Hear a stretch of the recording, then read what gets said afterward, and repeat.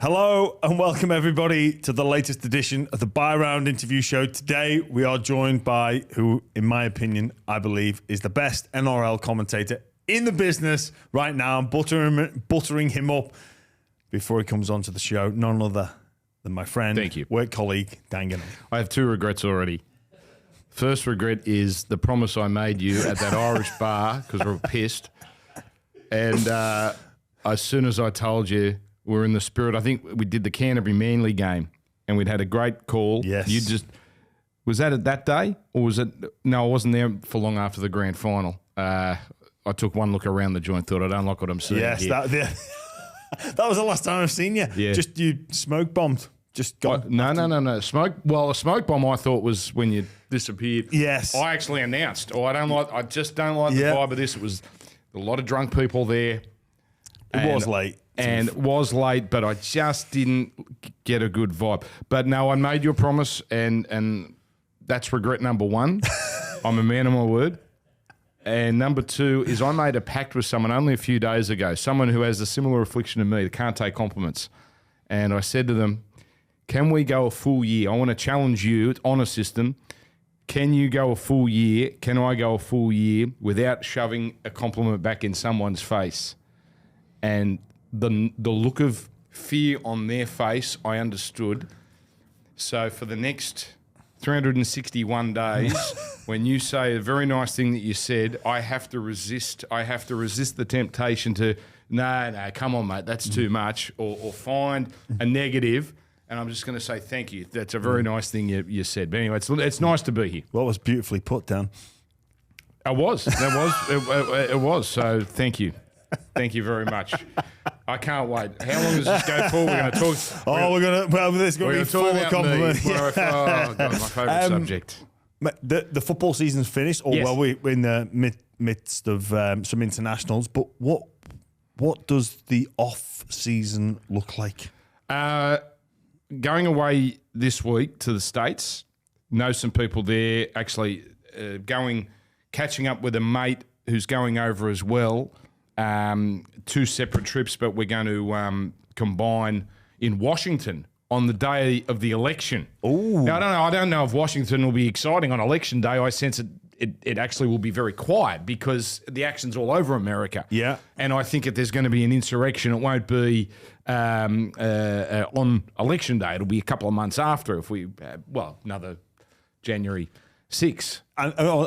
And DC wouldn't be one of the swing states, right? No, God, no. That's 90. Blue. Oh, absolutely.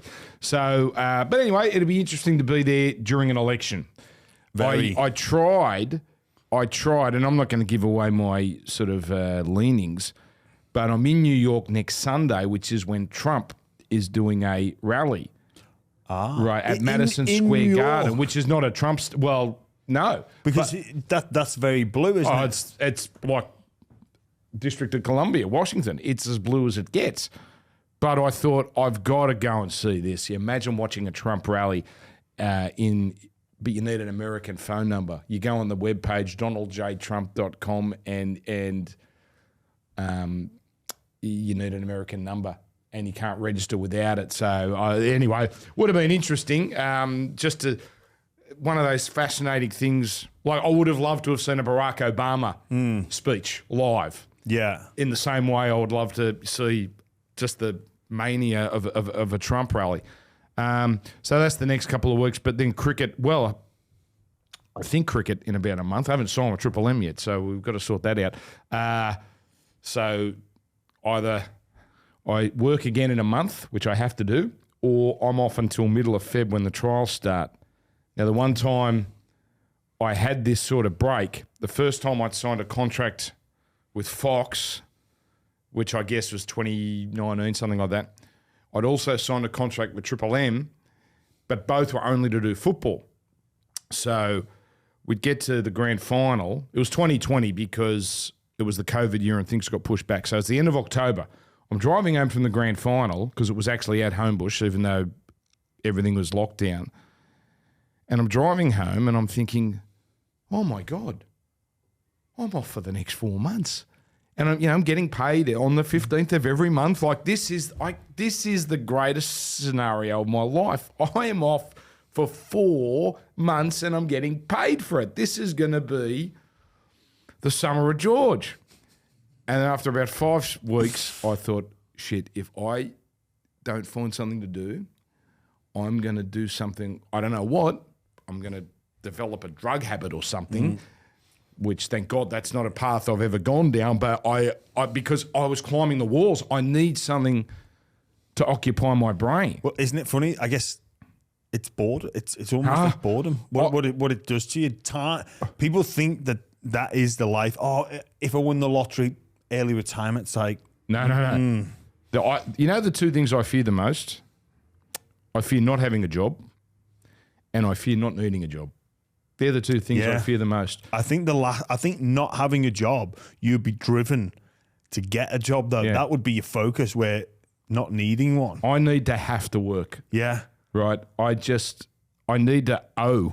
I need to be. I need to have a loan or something, or that I need responsibilities, obligate, a pay, like just.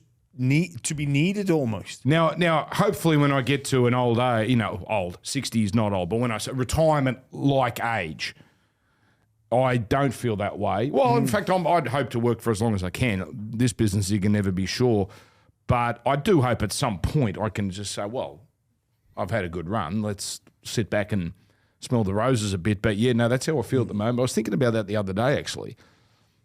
Look. Let's say I won the lotto. That was the scenario, or World Series of Poker or something. And I don't know how I'd react because it would hit me. Oh my God, I don't have to work anymore. How would that change? I kind of like who I am, that I'm driven. And I don't want to I don't want to lose that drive. Anyway, back to the 4 months off. So anyway, I made it through.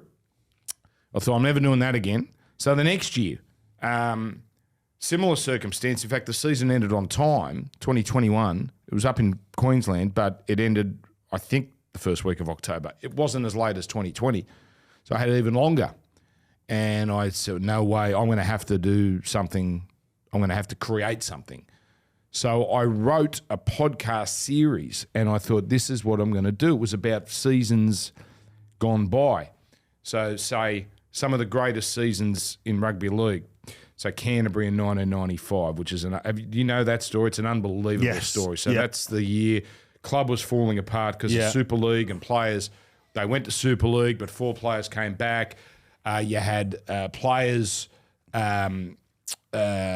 basically discarded by the club, like a Jared McCracken. Darren Smith might have been that year. No, he might have been the year before, and they won the comp.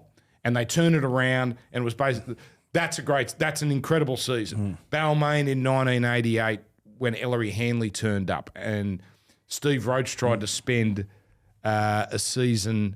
So he got suspended just before the finals, and he went to England. Yeah, now who thinks of that? Yeah, like there were about 7 or 8 seasons, and I would go. This is what I would do. I went to the State Library every day because it has all the old newspapers, and I'd research every day, and I've got all the clippings at home, and I trawled YouTube and got all the old videos. I mean, it's a bit hit and miss YouTube, and then started to do a deal with a news director to get access to old news reports, and I had it in my head, and I wrote it all out, all 8 shows, and then I was about to sort of hit the go button on doing interviews. Because that was the big thing, getting the interviews. And it was actually our mate Brent Reed. I went and had a beer with him, and I said, I need all these phone numbers of all these old coaches and players. And he had them all. As I get them, I get a phone call from the boss of Triple M Sport, Ewan, and he says, Dan, are you busy tomorrow? And I've gone, no, not really. Why? He said, I need you to call cricket. He said, we've got a problem. The first Ashes test was at the Gabba, but Queensland was under lockdown. So they had the Triple M call team was coming out of a television studio in Melbourne, basically where Channel 7 was. Yeah.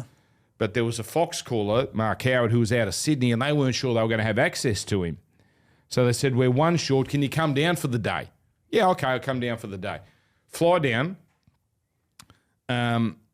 and they send the rundown and Howie's name's on it, so they've sorted him out. I said, well, you don't need me. They said, oh, yeah, but it's kind of rude if we sort of turn you around. You're welcome to stay if you want. I said, well, I'm here now.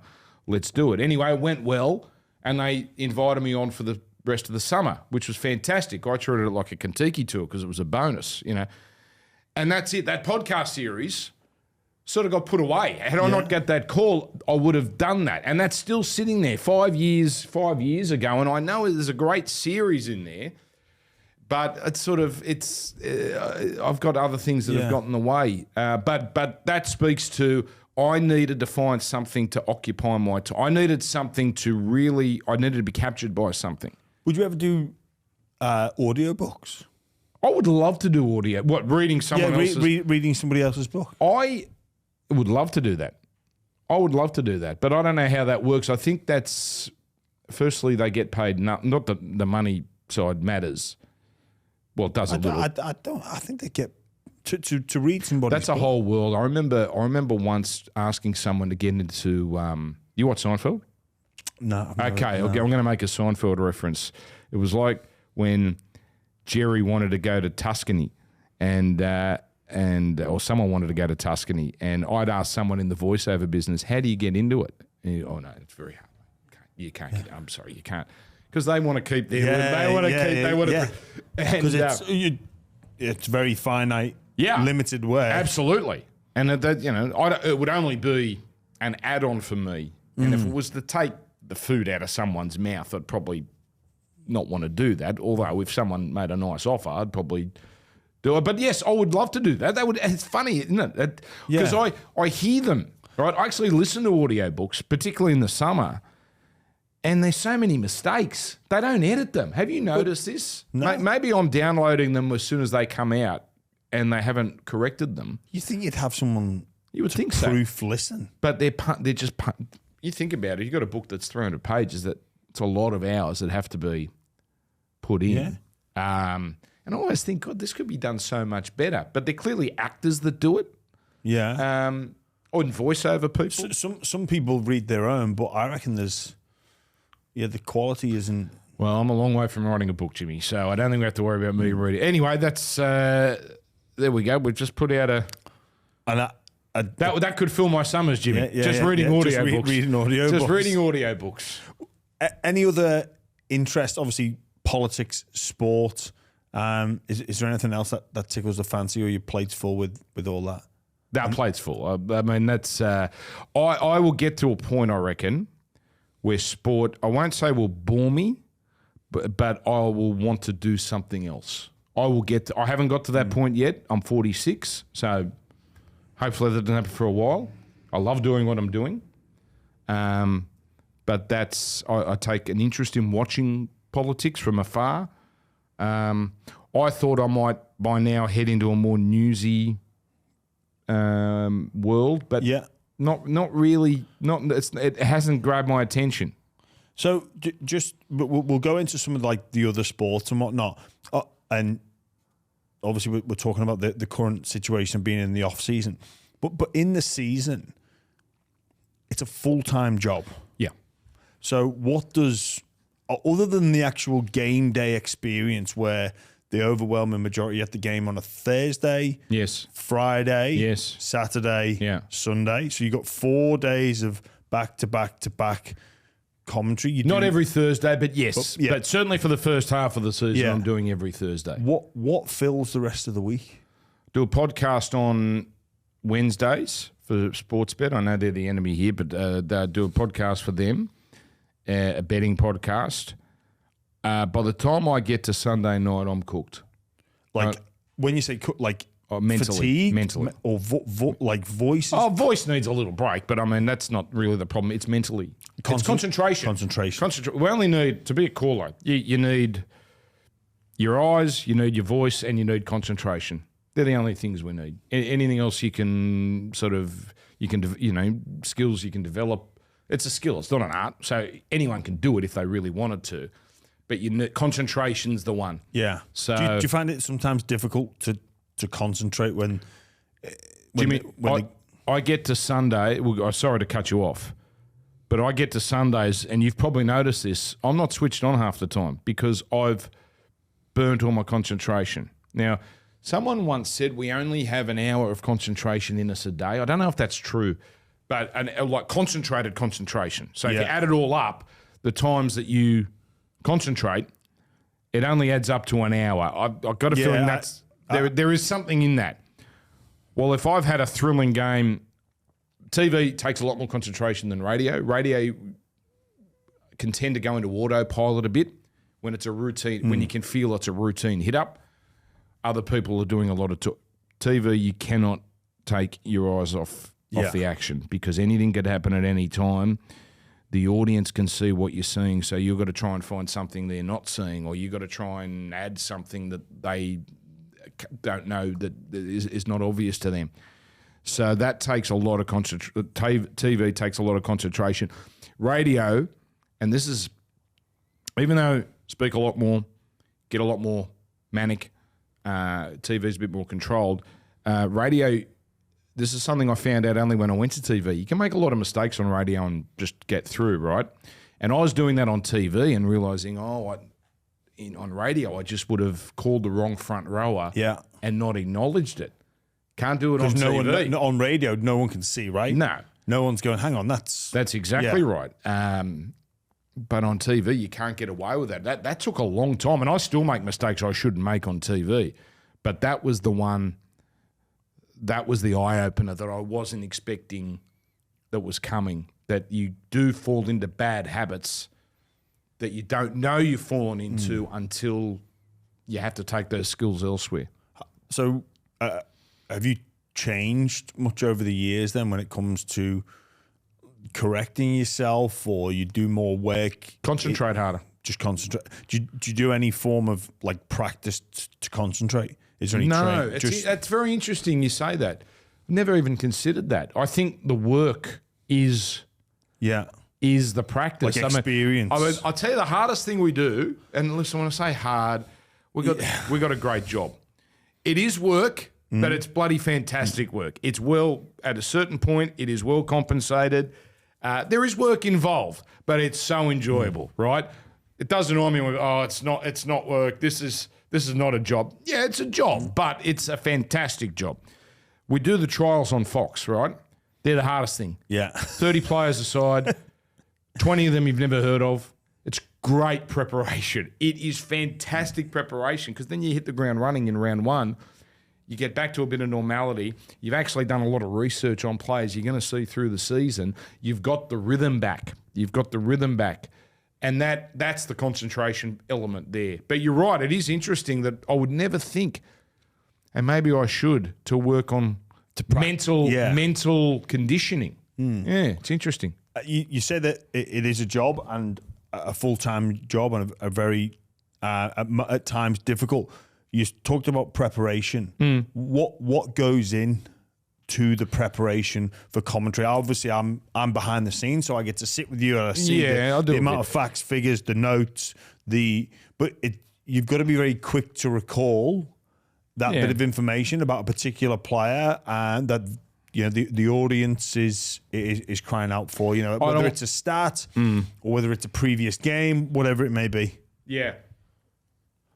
I don't want to luxuriate. I don't know what other commentators do and luxuriate in a question like that. It's a good question. It's a question that just invites a commentator to sort of open the arms and just look at me. Right? Yeah. This is how hard I work at this job. There are commentators, particularly in Melbourne, that will just marinate in a question like that. Yeah, okay. There's preparation. All right, there's preparation. The game is 2 hours. Right, I'll answer your question, but I just want to make it clear, this is not that hard what we do, right? The game is 2 hours. Okay, I might put 3 or 4 hours in. Probably a touch more, 4 or 5. Okay, well, that's not even a full day's work. You know what I mean? Yeah. It's not even a full day's work. Yeah, I will look for a stat, 1-2 facts about each player. So, but this is TV preparation. Radio, you don't need to do so much because you're just calling the action on radio. But TV, you want 1, 2 or 3 things. It could be a stat, could be a fact, could be a quote they said during the week, just to have there, drop in at the right time. something I did early, and every commentator does this, well, most commentators, when they start, they will find what they think is a little nugget and they'll just shoehorn it in because they've worked hard to find that little nugget, but it actually doesn't make sense to the broadcast. They're just doing it to show off. I did that. You find something and you really think this is something, geez, I found this interesting. You'll find this interesting too. 95% of the stuff I've researched, it will not get used. Just won't get used, right? I have these big sheets, stuff written down, but, it's not that hard. I mean, it's not... I was a checkout chick. That's hard work, Jimmy. That was 8.5 hours a day on a Saturday at Franklin's, and the customers weren't very happy to be there. We weren't very happy to be there. That's hard work. Yeah. What we do is not hard work. It's not, and I appreciate that. It is a fantastic job. What are there difficult moments though? I'm thinking a game that has blown out, or a game that is just blowouts of death. Is a blowout harder or is an Error-A-Thon harder? No, Error-A-Thon's okay because as long as the game's reasonably close. Yeah. But an Error-A-Thon, things are happening. Yeah. Strangely. And Sterlo used to say this, sometimes the better games are the Error-A-Thons because it means teams are on the attack. You get a game like the grand final, which was a terrific game. I found it a bit... you could class it boring. I said that on the back page last week or the week before. It's probably too strong a term because it was gripping. But not much happened in the game because they basically were so good they cancelled each other out. Yes. But it was set for set for set for set for set for set. You need a game where there's errors, so you got teams on the attack. And there we get some different elements. The blowouts are the hard ones. You almost need, if it's 30-0 at half time, you need it. The 1 in a million chance it's going to be a comeback win to the other side. Discounting that, you almost need it to go 60-0 because you need things to happen. The worst is 30-0 and it ends up 36-12. They are killers. Radio's okay because we have more scope to be a bit theatrical, turn on each other. Yeah. TV's hard because you can't give up on they call it giving up on the game, can't give up on the game. Yeah. But also you can't sell it to the audience, hey, this game's not over. Yeah, because they're not. Now, we've all done it, Jimmy. Yeah, we've all done it. We've all done that thing. I do it a bit. Well, 3 tries in 3 minutes. Stranger things have happened. I need a commentator to come back and go, Dan, I'm not sure stranger things have happened. I mean, if you're going to make statements like that, can you actually back what stranger things have happened than someone scoring 3 tries in 2 minutes? Don't you remember the grand final in 2016? Yeah, although, but they also had Nathan Cleary. This is the Tigers who are down 30-0 with, Well, the time I got in trouble last year for having a go at a player I shouldn't have, it was a blowout. It was a blowout. No concentration because I did a game the day before was 74-0. Cowboys flogged the Tigers, and then no concentration. And I said that's where it really churned out. A lot of things were happening, but the game was out of reach early, and also our Sunday game was a blowout. You put those two things together. This is a good wake up call though, because I realised, okay, I've got to stop taking this for granted on a Sunday. I actually have to switch on because I was just turning up. I'd have breakfast at about 11, go through the players. Beautiful. I've studied the players, a little bit of info on the teams, 15 minutes. Turn up at 1:45 and away we go. I realised, you know what? No. I can't get away with it. I cannot get away. That's actually insulting to the people I work with. And as much as sometimes it got to dig deep. Again, and we're glorifying this as like hard work, but sometimes just concentration wise, you got to you've got to be you got to be professional. Do you have a corpse? Do I have what? Like, have you ever you talk about concentration? Have you ever completely gone off track and laughed? You know, like in almost like a bloopers reel, like. Just found, because there's times where you've mentioned Hans from The Simpsons to me. Yeah. The Brad Parker Oh, yeah. What's his name? Hank Scorpio. Hank Scorpio. Yeah. Troy Weaver from the Titans, Kenny Powers. Oh, okay. Yes. You know, has there ever been somebody said something and you've started to laugh? I've started to laugh. Or like lost control of the laugh? No, never lost control. Oh, there was once at Penrith. This is, I think, the first year we were doing full time, so 2014. And Gordy noticed something that was funny outside. I can't say what it was. Okay. But he noticed something and he started laughing. And then we look back and Matt Elliott has popped his head in from the ABC box and he's seen the same thing that Gordy has. And he's just given a look and that was it. We were gone. And it was... Mid game. No. End of the game. Oh, end of the game. 90 seconds of just us laughing. 90 seconds of us just laughing. Thank God the cameras weren't there.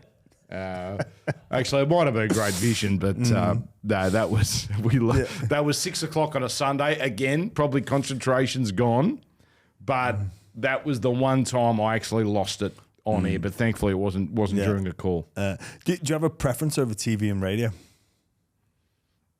TV's the bigger challenge, but radio's my love. Yeah. Right? That was in my blood as a kid. That's what I wanted to do as a kid. I never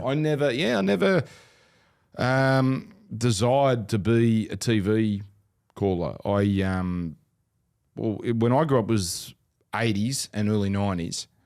Radio was king in this sense. TV was only on a Friday night replay, Saturday afternoon on ABC at 3 p.m, and Sunday, well, it was originally the State Bank big game, which was 6 o'clock on Channel 10, so 3-hour delay.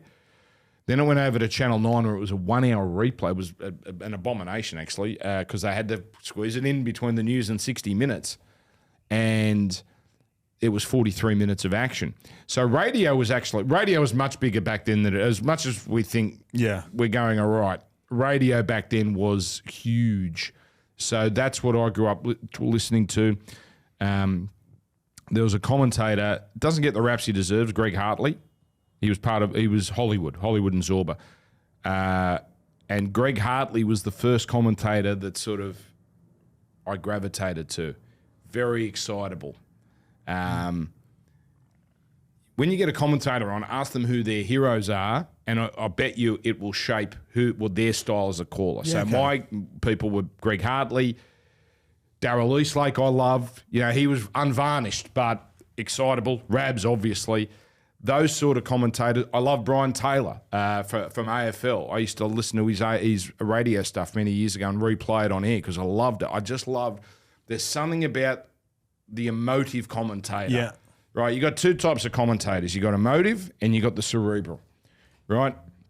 So the cerebral, think Jim Nantz from CBS. Right. Excellent. They're excellent, by the way. I'm not saying one's better than the other, but word perfect and can be emotive, but they're more cerebral than emotive. Right. And they're perhaps a little scripted, desperately trying to nail a moment with a line that might just live through the ages, right? And that's their style. The emotive is trying to raise the hair on the back of your neck. That's what I like. That's, to me, the commentary I like. But that doesn't mean the emotive commentators can't be cerebral and the cerebral commentators can't be emotive. But I think it falls into one of those two categories. You can put anyone basically into one or the other. I would obviously be probably more emotive, but doesn't mean I can't get a good line off every now and then. Do you ever practice those moments? No. Or is it all natural? No, all natural. Because I think you can hear when someone has something rehearsed. Yeah. I did a line. Better rephrase that. That might sound weird. Thank God I'm not in that world. Geez, I tell you, I wouldn't be here if I partook in that world. I couldn't. I'm already, my head's a bit loopy. So I wrote a script for which you'd send alike before the grand final. But I'd written a bigger one and it was set to another song. but I didn't have time to record it. When you're saying script, it's the intro. Yeah, the intro. Yeah, the intro. I like doing a good intro occasionally, right? Yeah. But I never script anything during the call. Yes. Like I never have that moment at the end. I might have something in mind, but I will never script it because I think the moment someone can pick it, I guess it loses all luster. It sounds a bit, dare I say, fake. Yeah.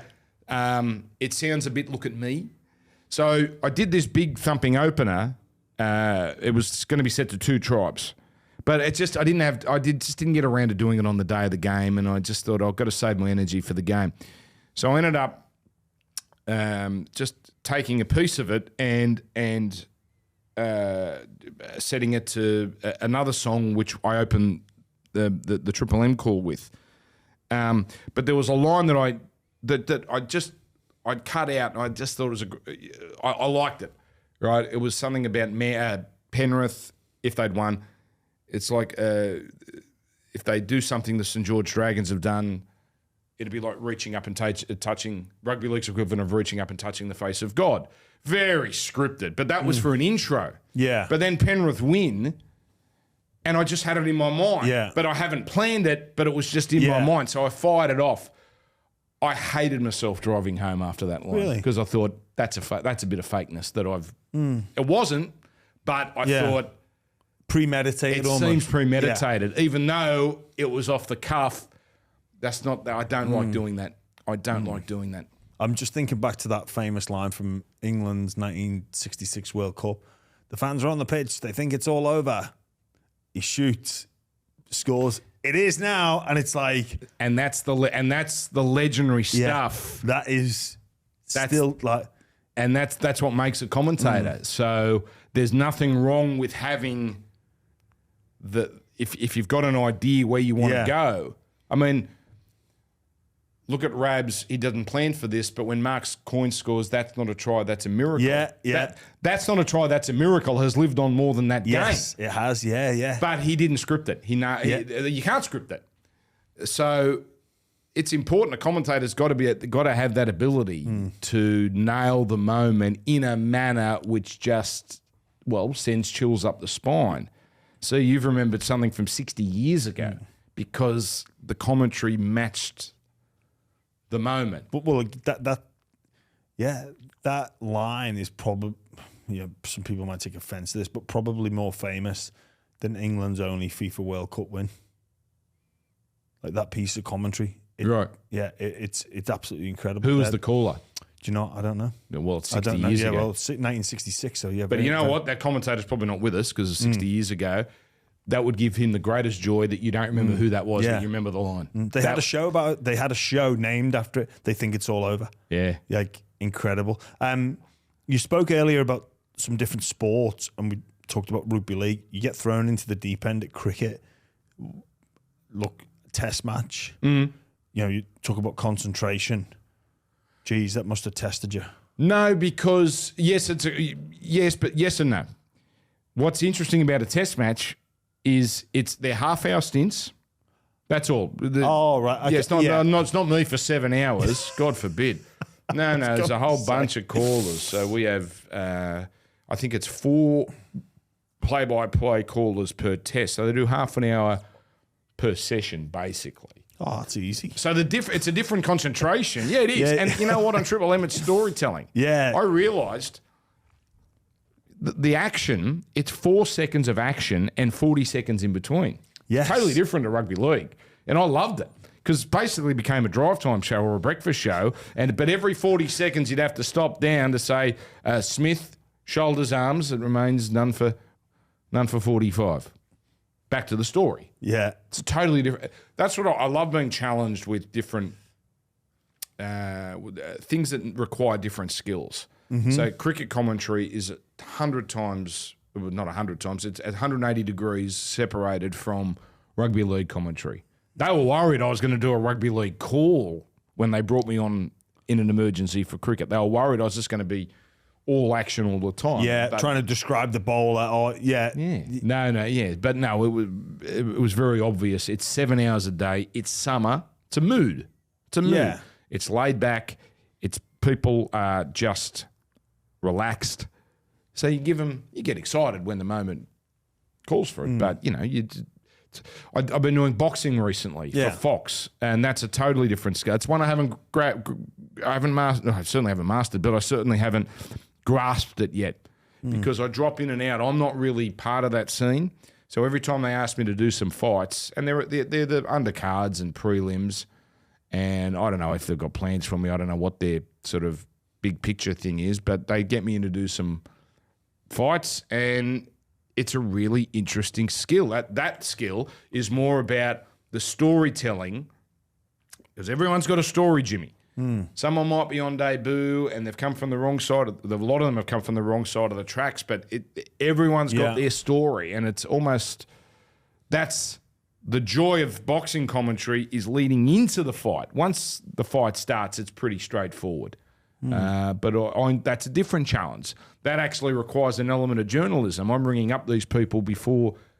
That's why it gets hard during footy season because it takes a bit of time. But it's fine because you've got to find out what the hook is. Why should I be interested in you? And everyone's got a story. Everyone's got a story. I guess as well with league, you grew up with league, so yes, you know what good plays look like.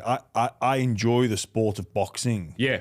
But sometimes it's happening so quickly, and I have a very shallow understanding of, what a fighter's trying to do. A shot that he may land that looks innocuous, but actually, it's got something. It's when you need a good co-caller, because I'm the same, Jimmy. Like I grew up watching Costa Zoo fights on a Sunday afternoon. Yeah, that was my introduction to boxing because I just turned 18. And he was taking America by storm then. And that was my intro to boxing. And then that led to sort of the Oscar De La Hoya period and away we went. So I love the sport of boxing, but I'm like very facile understanding of the nuances of it. So I don't think I'll ever grasp those. Yeah. But they don't need necessarily me to do that. That's why they've got the expert caller. Yes. They just need me to paint a picture, try and add to whatever they're seeing, and allow the expert to shine. Obviously, it's become you're expanding into cricket, into boxing, and even with rugby league. Some of the stumbling blocks I personally come across are pronunciations. How much work goes into that? Because it can be you certainly don't want to offend somebody. No, that's. I mean, I think. And I guess as well in currently in rugby league, that a lot of players have corrected previous pronunciations, and then some tend to go back, and different commentators will call them by different pronunciations, and even teammates themselves. It can be quite tricky. We're in a period right now where it is probably going to be at its most difficult because for a whole period we just anglicised all the names. And the players didn't care, or maybe they did care, but they didn't say. That's the more accurate. They didn't say it. They didn't think it was their right to say, which obviously is incorrect. And I'm glad we're at this period now. We want to say the names correctly. There is nothing for us to gain by anglicising names. Yes, right. There's nothing for us to gain. Why do we want to offend our cousins in the Pacific and different parts of the world? So now we're in this awkward phase, though, where we've got players that by the time they get to a level where they're being asked, 17, 18, they might be playing in the trials in February. They're not quite ready for first grade yet, but they get a little taste. We ask what their name is. They just give the anglicised, what their school teacher has been calling them, right? I'll give you the best example, the F&A boys. They're happy with Figai, right, which is the phonetic Anglo pronunciation. But there is a member of the family, I believe, and this is where it usually comes from. It's a grandmother, it's an uncle, who sort of says, no, we have our tradition that we're proud of, as they absolutely should be. It is F&A. And then that is filtered through to us sometimes, not all the time. And then we'll go with F&A. That is the correct pronunciation. We want to get it right. We want to pay respect. But then someone else, another commentator, might just see Max or Matt F&A in passing, and they go, no, it's Figai. Well, now we're in Yeah. And I don't mean to pick on those boys, but that's just an example of what goes on right across the league. Some clubs are lazy and don't help, frankly. Half the clubs are great in that they will have, and this is the best thing, Jimmy, they will have videos set up. Yeah. Every player, whether it's Dinky Die Australians to Indigenous to Pacific to PNG, does not matter. Every player will pronounce their name, and that's what we run off. Yeah. But only half the clubs do it. NRL at the start of 2023, they created a Dropbox, and they said, here we go. Clubs have bought in every name pronounced. The ones that haven't done it, we'll get to them shortly. And there were, I think, 9 out of the 17 clubs that complied. You go into that Dropbox now, 9 out of the 17 clubs. Yeah. The other clubs, you got to ring them. Depends on the person you speak to. And that's where the confusion comes in. It's usually ringing media managers, which again might not know themselves, right? Yeah. Correct. So you need buy-in from everyone. And once that video is put up, we have absolutely zero excuses. And occasionally you'll get the ones like the man who used to be Marty Tapau. He wants to be called Tapau. He's absolutely entitled to do that. Every person is entitled. I don't care how many times I want to change it. They're entitled to be called what they want to be called, right? That's their right. That is everyone's right. But they're probably the most problematic because it must work in different parts of the brain. If he goes up for a hit-up at the Broncos and things are in a normal flow, I will say Tapo. But when there's a break made and there's 100 things going on at once, or when someone puts up a bomb and Jordan Rapana, who used to be Rapana, or it is Rapana, used to be Rapana. Yeah. See? Yeah. Different part of the brain. Rapana catches it, and then someone comes flying through and accidentally knees Rapana in the head, and I see it's Tapau. That's the first thing. It's a different part of the brain. Yes. There's the thinking side, and then there's the memory side. Well, the memory side says that's Tapau because that's for 10 years baked in. But give me half a second, we'll get the right name. Josh Papali. Look, these are little challenges. Ultimately, we want to get the right name. Yeah. That's the only thing that matters, that we get the right name. But I just hope people out there don't think we're being lazy or we're being disrespectful, because we all want to get it right. Does the same thing happen in cricket with a lot of the Asian-based names? Because they're pretty limited, the teams. It's only a 16-man touring squad usually. Yeah. So we had Pakistan last year, Pakistan the year before, South Africa. South Africa's fairly straightforward. West Indies pretty straightforward too. A lot of anglicised names. Pakistan, we'll get a guide. Yeah. Okay. Right, and it's only they can do it 16 players. Phonetically guided? Yes. Or, Usually, yes. Yeah. Which again is not a perfect system. You might think written out phonetically, but you can have different interpretations. But also, no one from Pakistan is listening to our coverage, so you're not really you're not being picked. There might be something we're not being picked up on that. Yeah. Whereas a Fox broadcast goes through the Pacific. Yes. So if we make a mistake, that village is hearing it and rightly getting the shits. Yeah. So that's why we try and get it. We try and get it right. Yeah. Obviously, sport is evolving. You spoke about the difference from where radio was to where TV was. The advancements.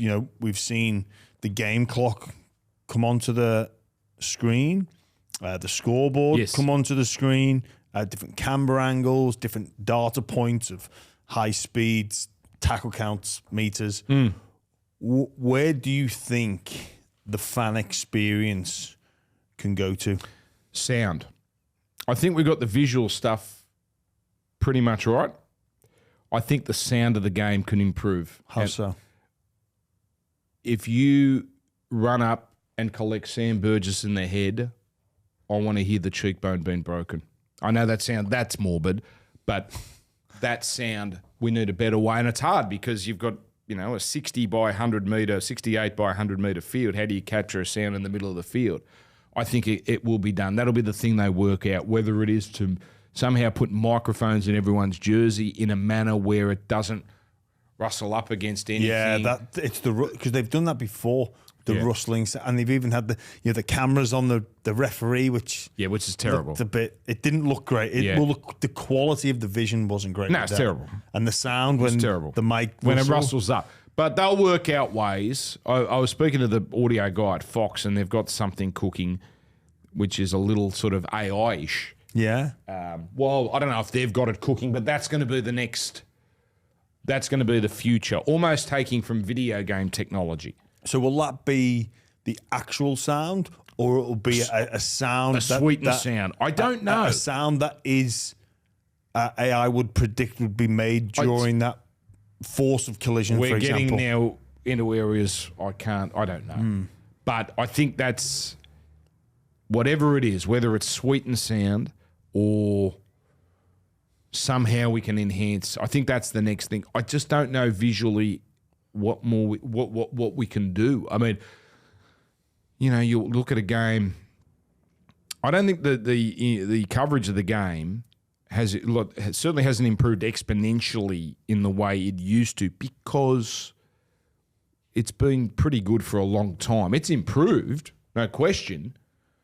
But I just don't know. You go to a game in the 60s is obviously primitive, and it's one camera and it's terrible, right, by our standards. And you look at the game in the 80s, it's much better than the 60s, but it's you can see it's an old game.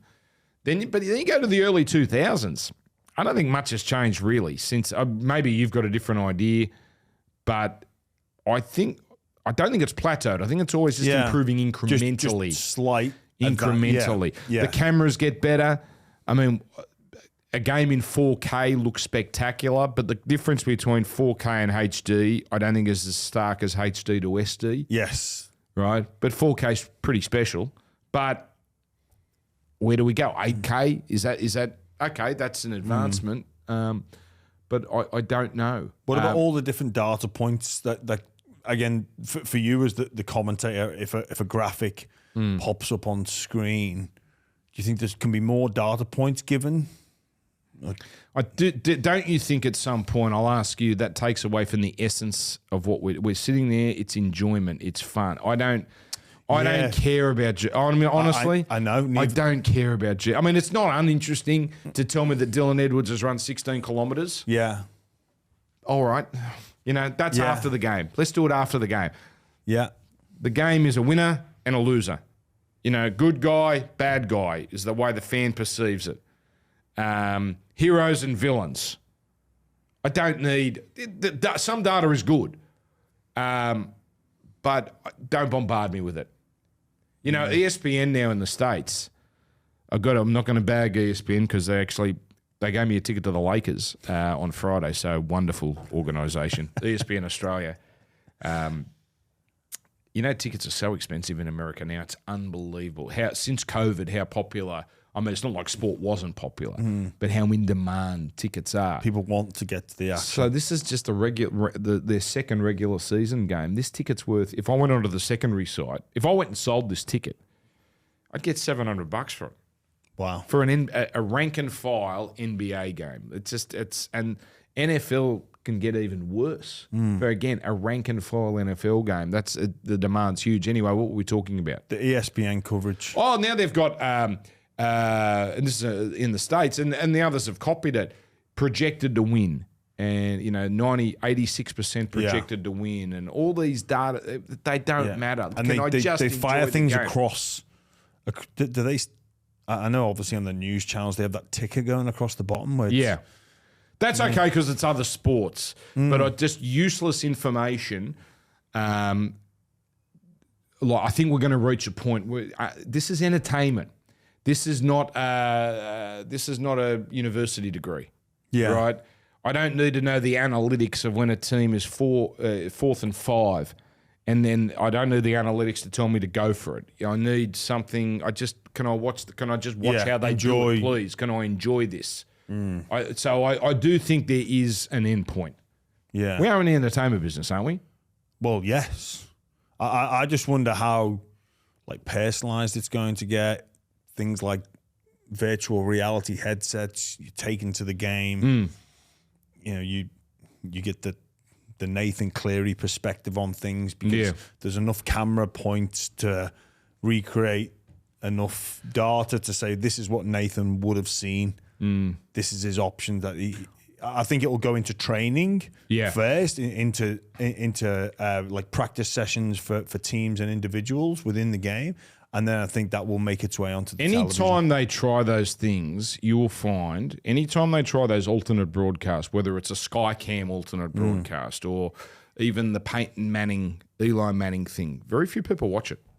Really? They might watch, like Peyton and Eli is a bad example because that's a separate show. That's another show. But when you do those alternate things, used to be on Fox, our Fox, press the red button. No one did it. No one did it.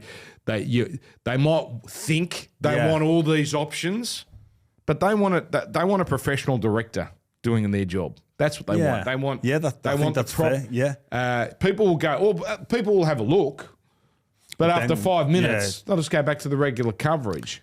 So, I think the future down the track is sort of, we're seeing it now more in the States. I don't know if it's like this in England, where you get alternate commentaries, but you're seeing the same pictures. Yeah, right? I think that happens. Yeah. So, like American college football, which I've only just started gravitating to, they, for their big game, they'll have the big coverage on ESPN, which gets the 90% of the audience, and then they'll have an alternate coverage where they've got people sitting on couches, celebrities talking about the game, and that gets a little splinter of people. Then they'll have another coverage. It's the Pat McAfee coverage. I'm not a Pat McAfee guy. It's just fake. It's just all wrestling fake. Nothing wrong with wrestling, mate. It's not fake. It's entertainment. No. The persona, I think, is a little... Okay. I respect... He's a hell of an entertainer. And I like him on WWE. I just find the whole bro thing a bit staged. Maybe that's where the culture is going. To appeal to, you often look at how things change over time, and usually it's about appealing to a younger, new demographic, a younger, new audience, and that can be where the trends 100%. Go. Because if you look at a sport like the National Rugby League, you've got your lifers. You've got a nailed-on cohort of fans that are going to tune in to Fox. Yeah. Most days of the week. Saturdays are going to be spent there. They're going to have their super coach teams. They're going to have their tipping comps, and they're going to be there no matter what. Right. And even, you know what? They might watch down the pub and there's no sound on, and for them, they're just... Yes. But then, especially as America is now breaching out and going to England, coming to Australia, like the popularity of the National Basketball League here, the NFL here, or the NBA, sorry, and the NFL over here now. It's you've only got so many hours in a day. You've only got so much sport that you can actually consume and feel a part of. Where I wonder if they're going to look at that younger demographic that are being swayed by the Americanization and go, we need to follow their lead, because generally that's where things go. 100%. We used to be guided, and this is generations ago, by English culture. But in the last, 30, 40 years, it's very much American culture which has pervaded. And I sense probably you would say the same thing about your homeland, that American culture has completely pervaded. Yeah. So you're right about that. What were we talking about? You've lost me. Pat McAfee. Oh, Pat McAfee. Oh, no, I respect the act. I just think it's an act, right? That's fine. Anyway, I just got that off my chest. But Barstool opened a lot of eyes, by the way. You talk about bro culture, and there's a big audience there. And I'm a big fan of what Barstool does. Not everything they do, but how they went about it. I'm a big fan of that's a great template that a lot of others are trying to follow. But anyway, no, it was alternate coverages, and I think that's. There will the college thing I was talking about. Then you would have the Alabama radio coverage linked in with that, and then you would have the local broadcast. So you'd have 5 or 6 different coverages of the same thing, and all the audiences add up. But 95% of them are watching the main one. I think we should have that here. I don't understand why we don't.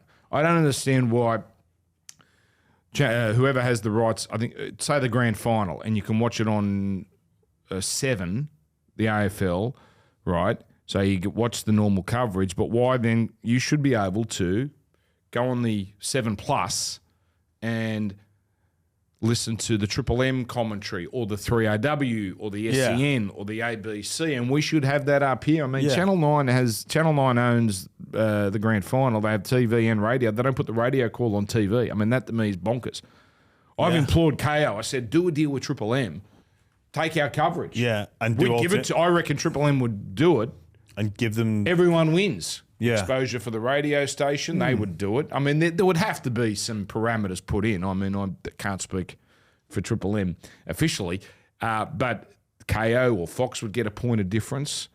So I think those things can be brought in. I think it's going to be more of that stuff. I don't think the actual coverage of the game is going to change a hell of a lot over the next 10, 20 years. I did see... Did you see this one... about 6 weeks ago, it was for a college football game, and there was like a camera. It was like a 360-degree camera, and it sat behind the goalpost. It was a Michigan game. So you could then, with your virtual reality, put the glasses on, and you would be sitting right behind the goal line, and you can look around. That was I actually found that interesting. That's it. It's interesting. Yeah. But it's probably not something you want to do each and every week. You've answered my question in terms of like any broadcaster, Fox especially, they pay people to broadcast the game, direct the game. It's a skill. It's an art form. It's delivering a product, not just... Not everyone's cup of tea though, Jimmy. No, it's I would say commentary. You can give them alternate options, but the overwhelming majority of the people want a professional to do that. I would say commentary is the most I don't call it art, but let's call it art for this conversation. Commentary is the most subjective art out there, because I used to think it was a comedian or comedy. But if you don't like a comedian, I don't like Kevin Hart, right? Seems like a nice guy, just doesn't do it for me. Well, I don't watch Kevin Hart. I don't listen to Kevin Hart, right? I can avoid him. Yeah. But let's say someone hates my commentary or loves my commentary and hates another commentator. You can't... I get in the way of the game. You're not watching Saturday night, 7:30 on Fox, Broncos versus Dolphins. You're not watching for me. No. You're watching for Broncos versus Dolphins. And if you can't stand me, now I'm in the way and there's nothing you can do about it. Or, I mean, you can switch it off, obviously, but that's why I think we get the most. Most of the time get a lot of praise, which is nice, but also get you got to have some thick skin. You got to have some thick skin, but you go into that with your eyes open, because if people don't like you, they don't like you, and that's why on social media I've blocked. I blocked my name.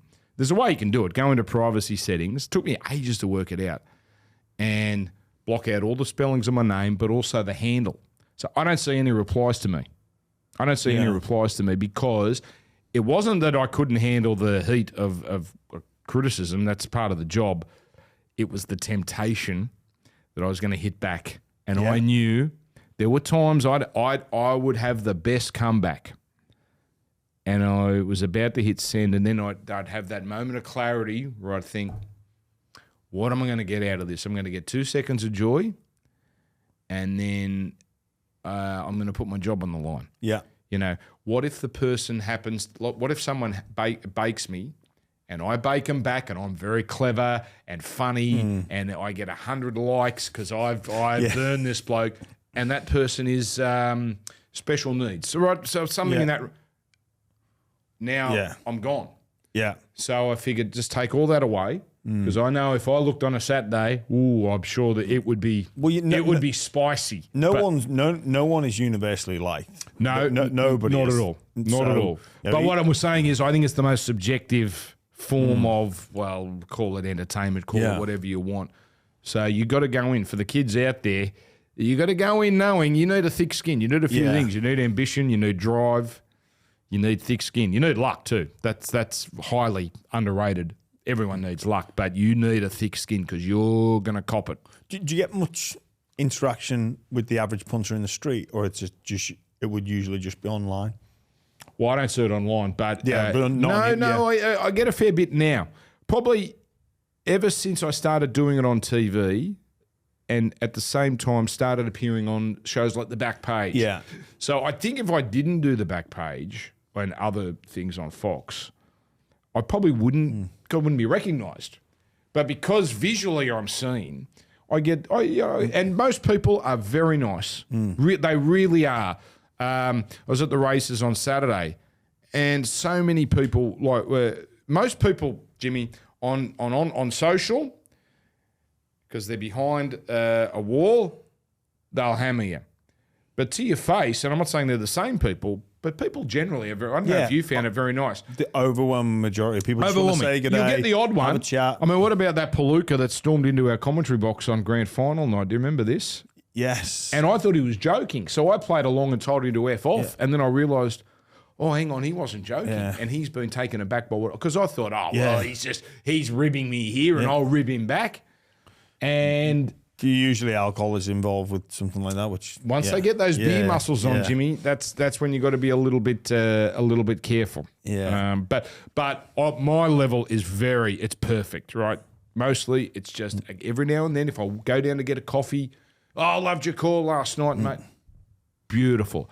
It's when we get to your level or Gordon or MG where you go to a pub after a game. If we go out. And I can see it. It's relentless. And you guys I don't know how you do it. You're great. And again, most people are nice. Yeah. So it's wonderful. It's nice drinking a bit of ego juice.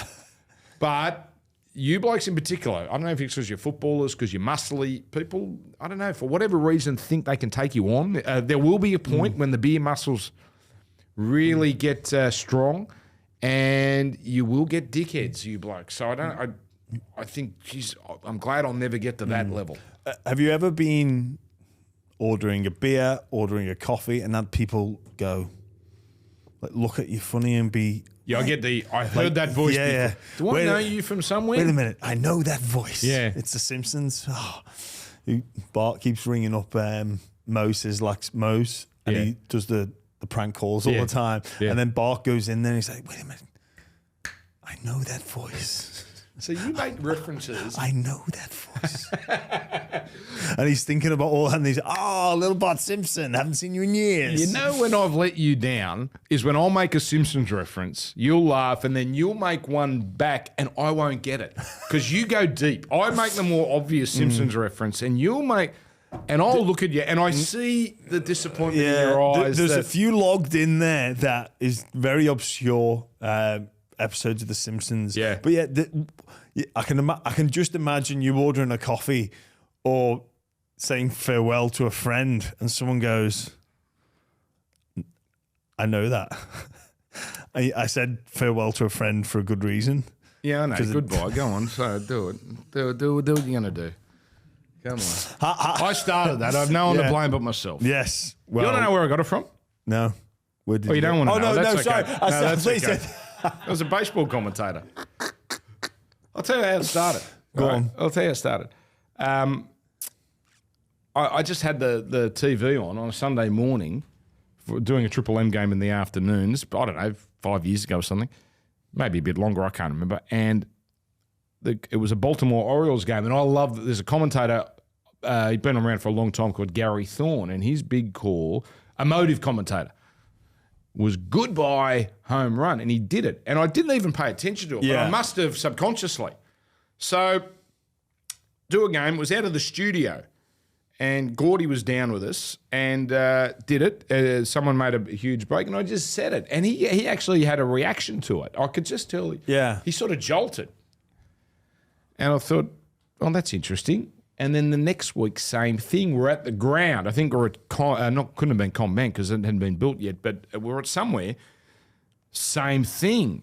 And I thought, and he did it again. He reacted. And I thought, we got something here. So blame a baseball commentator from Baltimore and blame Gordon Tallis. That's where it came from. And that's it's got a bit silly. And that's all my fault because I keep doing it. Do you get many people asking you to... Yes, all the time, Jimmy. All the time. All the time. But again, it's very nice. Like imagine that's the thing. Like there's nothing annoying about that. That's affectionate. People will drive past me. Goodbye. And they think it's the first time I've ever heard it. You know what? That's the best goodbye I've ever heard. I love it. It's fun. Like imagine that's the thing you're known for. What a joy. What a wonderful joy. I do enjoy it. I'll sit in the commentary box sometimes and just think, I think it's do it. Come on, just do it. And you're like, no, I'm not. I'm like, come on, Dan. Yeah. You can see he's gone. On that, obviously, I'm in this role and sort of just what makes a good former professional player transitioning into the commentary role? Well, you should know you're the only person that's ever asked me to have a coffee to get help. Right? Not that you needed it, but that stuff sticks. Not that anyone that does it doesn't want to be good, but you really want to be good at it. The first thing you have to know is get the rhythm, and that's. Are you talking radio? But either or. Generally speaking. Well, generally add to what. You've been in a position that I haven't been in and that the listeners haven't and the audience and the viewers haven't been in. So give me something. Add. You don't have to predict plays. You don't have to be a genius, but just give me a sense of what's going on that I can't understand. That's basically what I need from you. Yeah. That's basically what I need from you. There's a rhythm you have to learn. That comes. It does usually take, how long it takes? 40 minutes. It takes 40 minutes. First 40 minutes of a radio call, because we get more new people calling on radio than TV. The TV guys are pretty well set. First 40 minutes, I'll stand there with them. And anytime I'm about to sort of throw to them, I'll put my hand on their shoulder, finish my sentence, let them talk, and then pick up from where. And that just gets them into the rhythm of what they're doing. And then, I'll have stuff to say at halftime. You could, you don't ever over talk. Don't ever talk over the commentator because it sounds terrible when two people are talking at the same time on radio. There'll always be little things. And then usually after that, they're on their way. They're on their way. But just give me a perspective that I can't appreciate because I've never been in the centre of that field. Yeah. Bit of a strange question. Do you have any rivals? I don't think so. I don't know. It's a good question because I like the people I worked with. I was very... But again, there's not that many roles for the TV commentator. No, not at all. It's in all sports. No, I mean, how many are there? There's 3 at Fox full time, and I don't know how many 9. Well, 9 News 3, I think. So that's 6. That's it. Yes, so there's 6 rugby league. And there's probably how many people could do it? Really, how many people could do it? They'll have the capability if they dedicate. Yeah, but if they dedicated themselves, anyone. It's as I said, it's a skill. It's a skill. Radio, same thing. Now there's more regional stations, and there's a better development system. I guess on Fox we have New South Wales Cup. We've got a young guy coming through who's pretty good called Ben. Matt Russell's a champion bloke. He could always, one of the 3 of us, boom, he'd be straight in, and you wouldn't notice a thing. He'd be perfect. But we're all fortunate that, in all honesty, this does not sound trite. We all know how fortunate we are to have jobs. Yeah. And this is, I was thinking about this the other day because I only ever go from contract. I only ever think contract to contract. We've all been burned too many times in this business where the minute you get ahead of yourself, that's when you get your legs cut. 2017, I thought I had a show at Triple M for 6 years at 6 p.m. and it was going well. It would always rate better than our lead in and it would make money. It was a little engine that could. I thought, well, I'm set here. We're just this nice little machine for them. And then circumstances got in the way. Things changed at the other end at breakfast, and MG was moved. I didn't have a job, and it could I started taking it for granted. And business was it was the right call, and it was done in a manner which was nasty. But we've got past that. But the moment you get ahead of yourself, and the moment you start sort of making long-term plans, that's when it goes. I mean, I'm fortunate to have jobs at 2 places. That's very deliberate. I mean, firstly, very lucky to be asked to be working at 2 places. But Fox have said in the past they'd like me to not work at Triple M anymore, just because they'd like to utilise me a little more. But I don't want to give that up for 2 reasons. One, I think the specific of radio rugby league commentary, I think that muscle would atrophy if it's not used. So even if I, for a couple of years, stopped doing it, I don't think I could ever get back to it and be at the same level. It'd be like if you stopped playing in your prime for 2 years. Yeah. Would you come back and you'd be damn good, but I'm not the same. Not the same. So once I pull doing it for a while now, but once I pull the pin on that, I'll probably really pull the pin on that and just say, well, that's been a good run.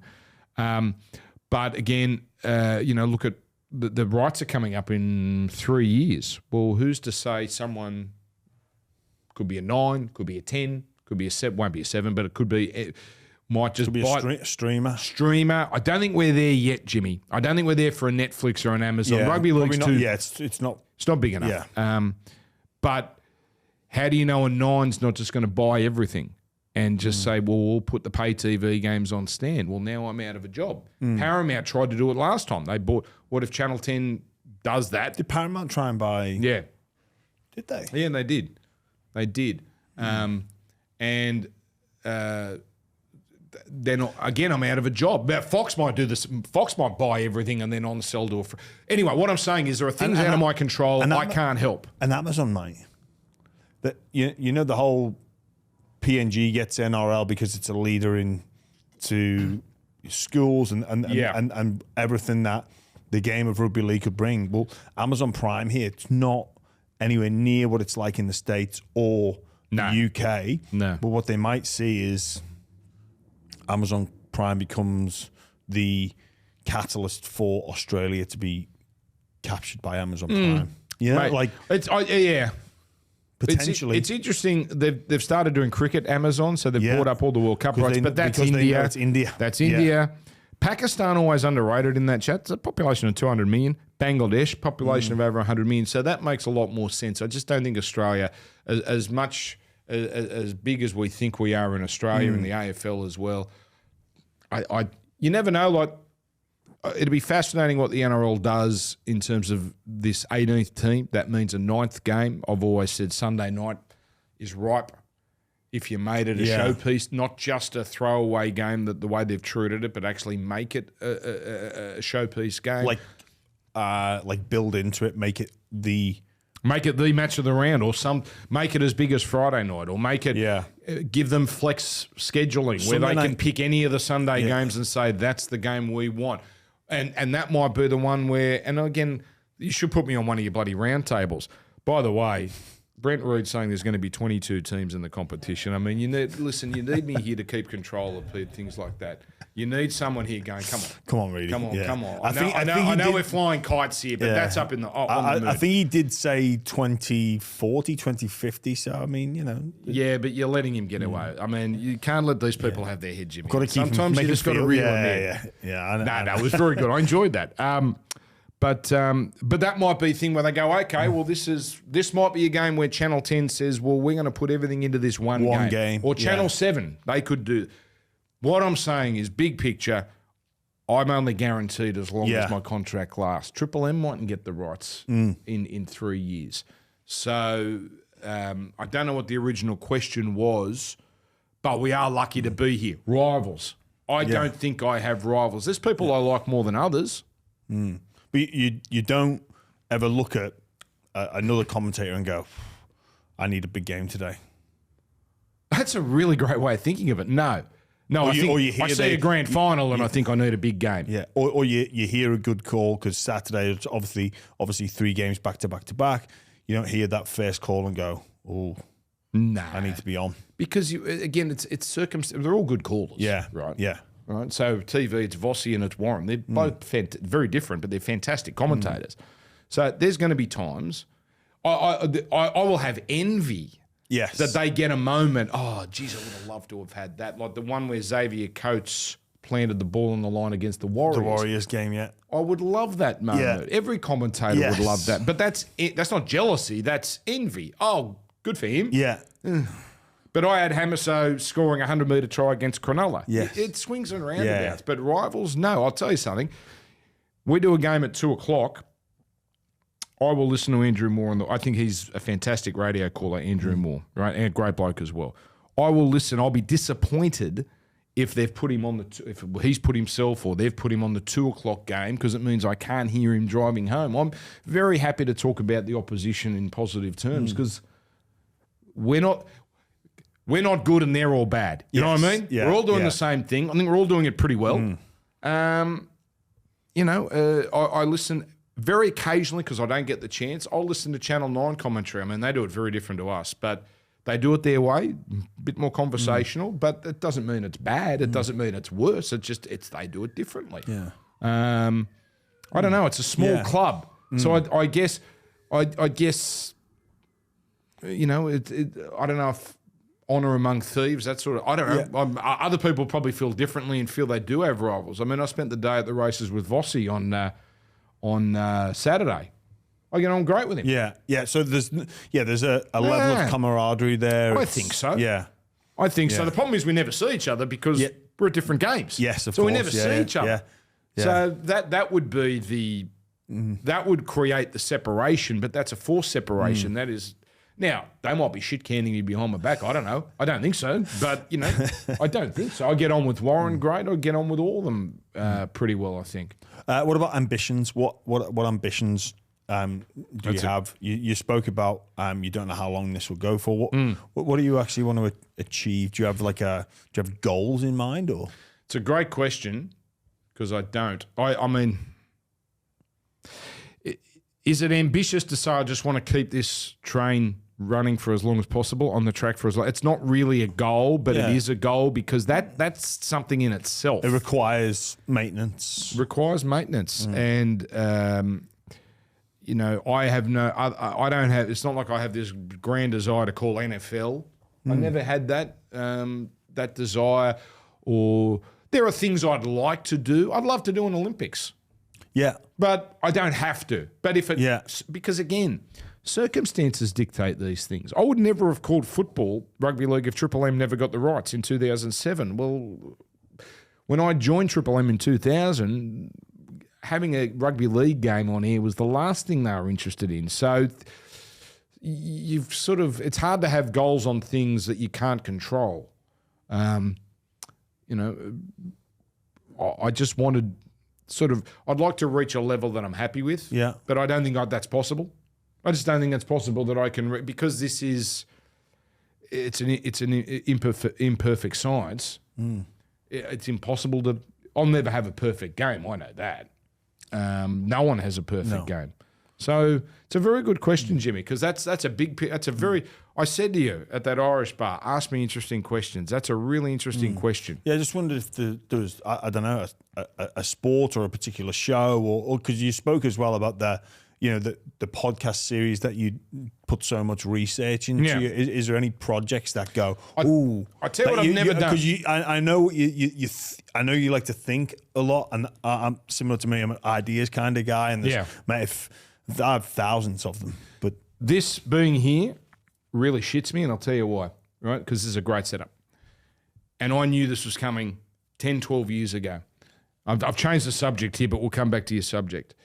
And those little cameras, and I hate the cameras, by the way, Jimmy, not these ones, but the ones in the commentary box, because I think that's changing broadcasting. I think those cameras, whether subconsciously or not, some are doing it overtly, they are changing their broadcasting for that camera. Instead of the art of calling into this thing, to the person listening at home. They're calling now for the camera, and you'll see it all the time. Like up out your seat unnecessarily. Very performative, very Pat McAfee performative. You'll see it. You'll notice. I know. Yeah. And I'm in such a manic state at a big moment that I'm not thinking about the camera, but I can't help but think that subconsciously I know that's there. Now, because I'm spitting everywhere and, I'm making weird jolting movements and it's not I don't think it's a great vision, to be honest. It's not a sexy vision. So I don't think I'm putting on a performance for the camera, but there is part of me that thinks I must be because I do know it's there. Anyway, so the cameras that were in the Triple M studio were there 10 years ago. And at that point, I was watching things like there's a magnificent broadcaster in America called Dan Patrick, right? He does a radio show, used to work at ESPN, and he was doing a radio show, but there were cameras, visual. Another guy, Dan Lebitard, guy I love listening to, same thing, radio show, but in a visual manner, and it might have been talking heads, but it was a very busy studio, and I thought, this is the future, because radio is being splintered, because primarily of podcasting, and the visual medium costs nothing. These cameras you got here are very good. They didn't cost you much, right? No. You know what I mean? Like it's one investment. I thought this is the future. So I went to our boss at the time, a guy that always gave me a bit of rope, Jamie Angel. He was the one that let me call Footy on Triple M and gave me a show at 6 p.m. And he'd let me, because big ideas, and I'd always have big ideas, and the absolutely stupid ideas he just threw to the keeper. But ones like this, he'd let me have my way a little. And I said, why don't we put this live? Let's just put it live. We're doing it live on radio anyway. Let's just put it live on TV. This is 10 years ago. And he finally relented, and apologies, and we did it, but we didn't tell anyone. And it was on the Triple M app. I don't think the Triple M app even exists anymore, but it was on the Triple M app. And I'm not sure if anyone watched it except the people involved with putting this together. And the vision was half a second ahead of the sound was half a second ahead of the vision because it was primitive the way it was being done. It didn't line, And instead of fixing it and sort of going forward, it just wasn't on radio's radar. Yeah. Radio has totally missed the boat on this. Yeah. Totally missed the boat. The podcast game was coming. It was obvious, the podcast game. And radio had the built-in advantage of having talent already paid for, of having facilities where all they had to do was put cameras in, dress up. I mean, this is beautiful. It's a brick wall and a neon sign. It's beautiful, and it looks professional. Radio, and we put podcasts. I don't know. Again, I don't know what the original question was, but this is what happens. It's when I'm off air for a while, Jimmy. The brain scrambles a bit. But I mean, can you believe? This is the thing about those shows I was telling you about. They'd be on YouTube where you have to watch auto roll, right? So, all right, they might be making a minuscule of a cent every time but it's something, right? But radio, we gravitate to a system where we were putting podcasts on. We were being encouraged. So radio was starting to catch up to podcasting. So we'd put full shows, which would have songs, which would have ads. We'd condense it down to content only, right? And we'd put it on a podcast, which was free of charge. And any ads we may put in there, you can fast forward them. So we're killing ourselves. So we are encouraging people not to listen to live radio. I mean, this is the bonkers part of it. So as I'm doing this, so Saturday morning, Dead Set Legends, I was producer for a long time, then hosted for a while, Ray Warren primarily, and a host of other people over the years. 3-hour show. Condense it down. After the show, they asked me to put a podcast together just to, and can you do it quickly? Can you do it quickly? So by 2 o'clock, 1:30, 2 o'clock, we'd have this beautiful 45-minute trimmed, not an ounce of fat on this thing, ready to go. And I'm there, as I'm uploading it, thinking, Why would I listen to the live version, right, where I have to be there at 9 a.m. and I've got, Sydney on a Saturday morning, you've got kids at sport, and you've got people working, and when I've got this, you're basically encouraging me not to listen to the live version, which is where the money's made, into this version where no money is made. And if we do have the audacity to put an ad on, you can fast forward it. There's a button 45 seconds forward. Radio, always a step behind.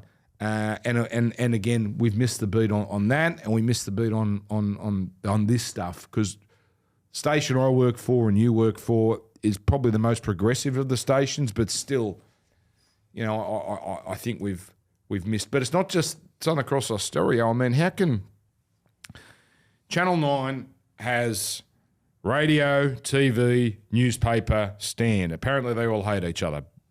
That's not my business, and it's not yours. But how do you not have these two high-rating radio people at breakfast and in the morning, and not put cameras in there properly, do it and put it on one of the... How do you not do it?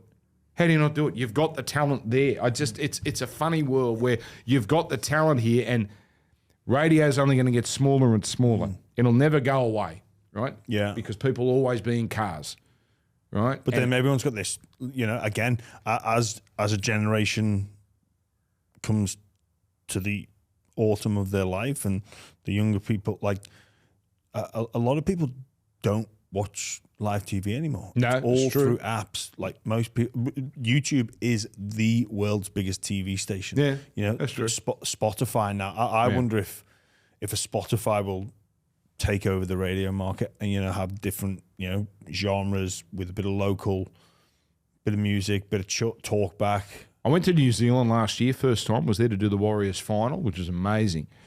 I drove. I thought I'm going to go and drive and see a bit of the countryside. So I was in Auckland, drove down to, is it Rotorua, where the springs are? It's not a bad smell, I've got to be honest. I've smelled worse. And I'm going through, and, you hit the button and it automatically seeks, and it only goes through 0.2 or 0.4. There are so many radio stations. I'm thinking, this is unbelievable. New Zealand's got it made. That the licenses cost nothing, and it's all iHeartRadio. And that I fear is the future. That there'll be more stations in Sydney in 20 years. They'll just be all owned by the one or two companies, and it'll basically be jukeboxes. Yeah. That's where we're going. But why I don't think radio will ever die, because there'll always be a market for talkback. Yes. Live news and live sport. So I think those three things. And yes, you can argue maybe justifiably, well, you can do those things on apps, and eventually a Spotify or whoever might sort of enter that world. I mean, look what, Spotify did with Joe Rogan, even though that's not live. Radio's pretty resilient. Yeah. Like TV was supposed to kill radio. It didn't. Podcasting is AM radio. It's all podcasting is, It's people talking. It's the most primitive form of entertainment. That's all it is. I think it's going to be, it might change, but I think it's going to be around. I hope so, because that was my first love. And, it's like you talk to people that we work with, like a Brent Reed, newspaper is in their blood. Papers are in their blood. They might like doing radio and TV, and it's easier and it pays a bit more sometimes. But a newspaper person is a newspaper person, and a radio person is always a radio person. Anyway, what did you talk about? Ambition or rivals? What was your question? Ambition. Like what ambitions you have? The only thing I've never done, which I'd like to do at some point, is to do a show on my own. I've never done a show on my own, whether it's sport or just you talking. I would like just to see if I can do it. Now, I'd get bored. I think it'd be a short-term thing. Sports or you could put me in sport, but I would need a bit of rope to do other things. I could not stand the idea of only talking sport. No one. I know we've got all sport stations, but we don't live an all sport life. I take an interest in movies, TV, not so much music. I like music, but it's not something I can talk about with any relevance. politics, we're all a bit more rounded than just sport. So but I would love that challenge because I've hosted been fortunate to host many shows with ensembles and different styles, called football, called cricket. Really, I've ticked off all the things I've wanted to do. That's probably the last one, just to know if I can do it or not. Also, I'll tell you what I'd love to do, and this would need a big leap for someone to take, but the stuff I YouTube, right, probably a good way to learn someone's personality. What's your YouTube rabbit hole? Really? Yeah. I've been watching a lot of Siskel and Ebert lately, the movie critics. All right. Well, go and watch a bit of Siskel. So these two Chicago writers that loved each other but really hated each other because they were rivals, and they would always find things to bicker about reviewing, and they love movies. People like to listen to people arguing. Yeah. I'm sorry we haven't. No. I mean, if you want to pardon the interruption, 360. Yeah. That was the beginning of those shows that people want to take an alternative point of view. So the things I rabbit hole a lot are old stuff. Bob Costas did a show called Later. I love that show. It's just conversation. But he will have a specific thing in mind. So it'd be like you and me talking only for half an hour, and you might have a specific subject in mind, and we might talk about that for all 30 minutes. We might talk about it for 6 minutes. Larry King, Tom Snyder, those conversationals, I would love to do that. Yeah. I would love to do that. Now, that sounds very podcasty, but I think the way they were doing it, it had a little bit more purpose in that it's a limited time, and we want to achieve this in this time. That's probably something I'd love to do. But again, I'm happy doing what I'm doing. I spoke about ambition, Dan. The NRL was very ambitious at the start of this year. I don't think I've seen a happier person in Las Vegas than yourself. Really? Oh, mate, I could see you just had a spring in your step. You looked at home. Yeah. Yes. So I do go to Vegas a lot. Yes, you looked very comfortable. Is that? I know you've obviously you've been a part of some great shows. Is that the pinnacle, like going into America? I think I'm going to be careful how I answer this. Well, I don't have to be careful. I just want to answer this correctly. It's not so much the pinnacle of going into America. It was the ambition to do this, which I thought was stupid right from the start, and yet they nailed it. Yeah. They nailed it. Now, if it's going to succeed, it's going to have to actually capture the local market a little better, but that's fine. What we did in the first year was perfect. But makes progress each time if they're going to achieve their goal. But why, if I had that look on my face, because I've been to Vegas probably 12, 15 times, and I just couldn't believe walking down Las Vegas Boulevard, and all I'm seeing are league jerseys. Like, it was phenomenal. I couldn't believe. I knew the numbers that were coming, right? We had a lot more at the game than I thought we'd get. Now, they said 40. Let's go with that. But even if it was low 30s, because the stadium was about half full, I honestly thought we'd get 20. I thought Fox are going to have to be really clever, and they're going to have to shoot the game like it's a homebush game and just make sure we only get the lower bowls. And because it's a good stadium, and if you shoot it the right way, it'll look fantastic. But I just didn't have the concept that there were going to be so many jerseys, and it was going to...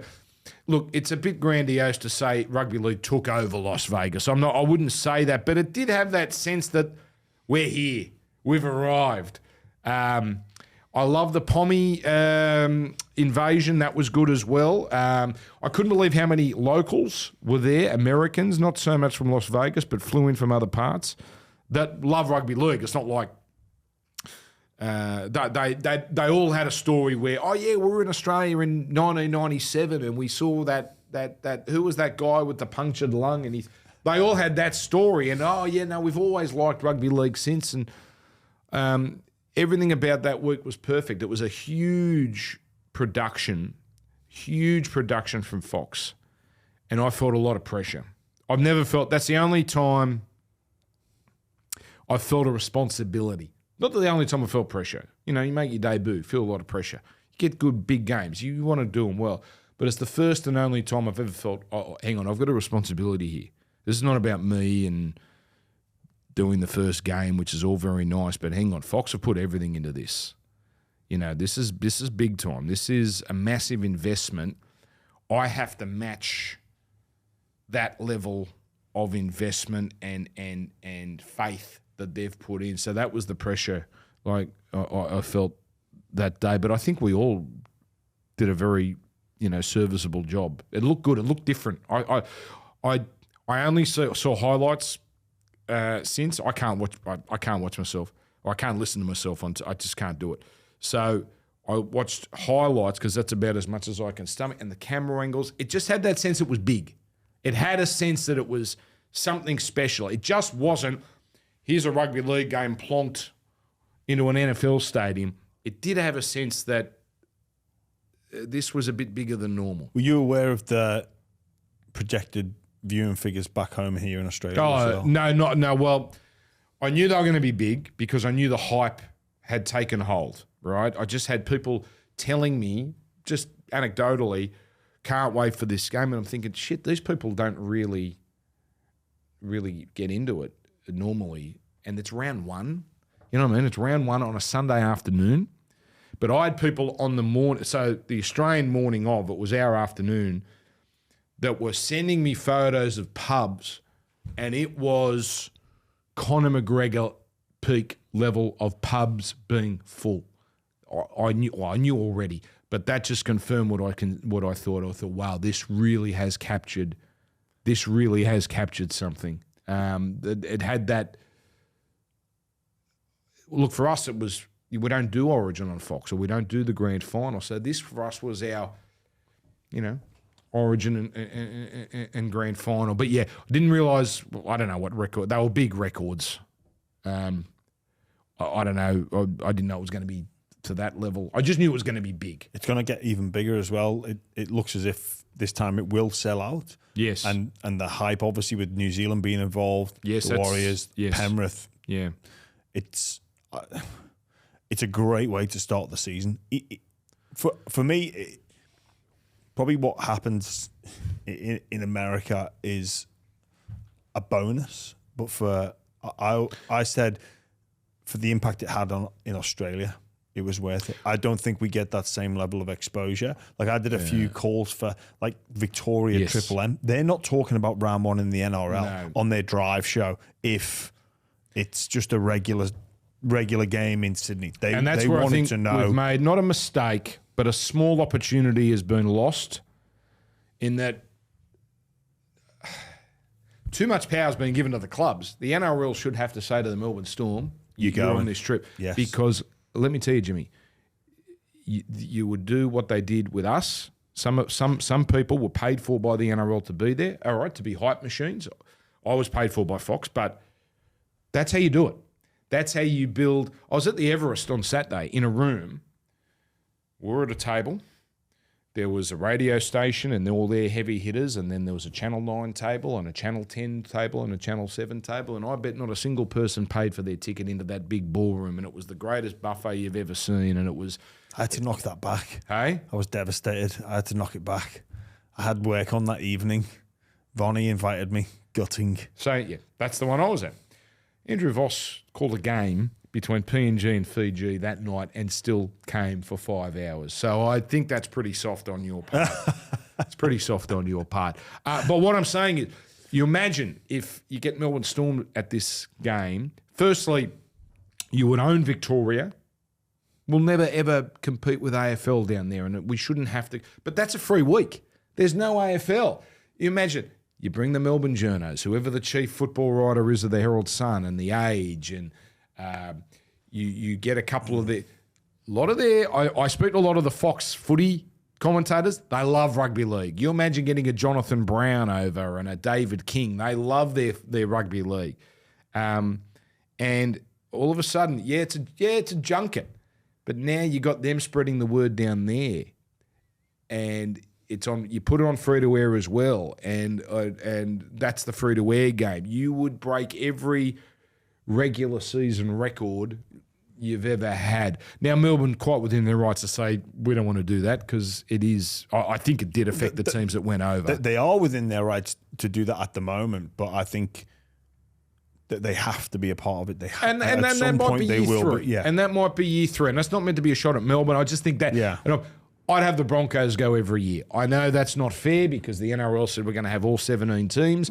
And I know it wasn't a particularly fun trip for the Broncos last time. And I'm not sure they recovered from that, to be honest. But I would make the Broncos are the biggest team. I just have the biggest teams go. And you know what? If some teams miss out, well, this is for the greater good. But that's not how it is meant to be. But it will be bigger next year. I think let's not underestimate the importance of the English clubs there. I honestly think, is it Wigan and Warrington? Wigan, Warrington, and the Lionesses. Yes. Play the Jillaroos. It's a brilliant day. Yeah. It's a long day, but it's a fun, like it's 8 a.m. here to 6 p.m. I don't know what the times are. I mean, the beautiful thing is Wigan, Warrington's prime time in the UK. Big tick. The first game, I think it's Canberra Cronulla. I think that's the first game. That's going to be on Fox Network. Now the difference between Fox Network and FS1 is chalk and cheese, right? Everyone has Fox Network, right? So on a Saturday, I think evening East Coast time this time. That's why it's a little bit earlier, like 11 a.m. Sydney time, 10 a.m. Queensland time. So that's the big step because while we pumped it up as this is our big incursion into America last year, I looked at the FS1 schedule and I saw the basketball game, which ended up running overtime, but they weren't very good teams. It was Georgetown, who used to be a good team, and I can't remember who they played, but one team really stunk and one team was middle of the road. So I knew that's not going to have a big audience, which means there's no lead. You need a lead in.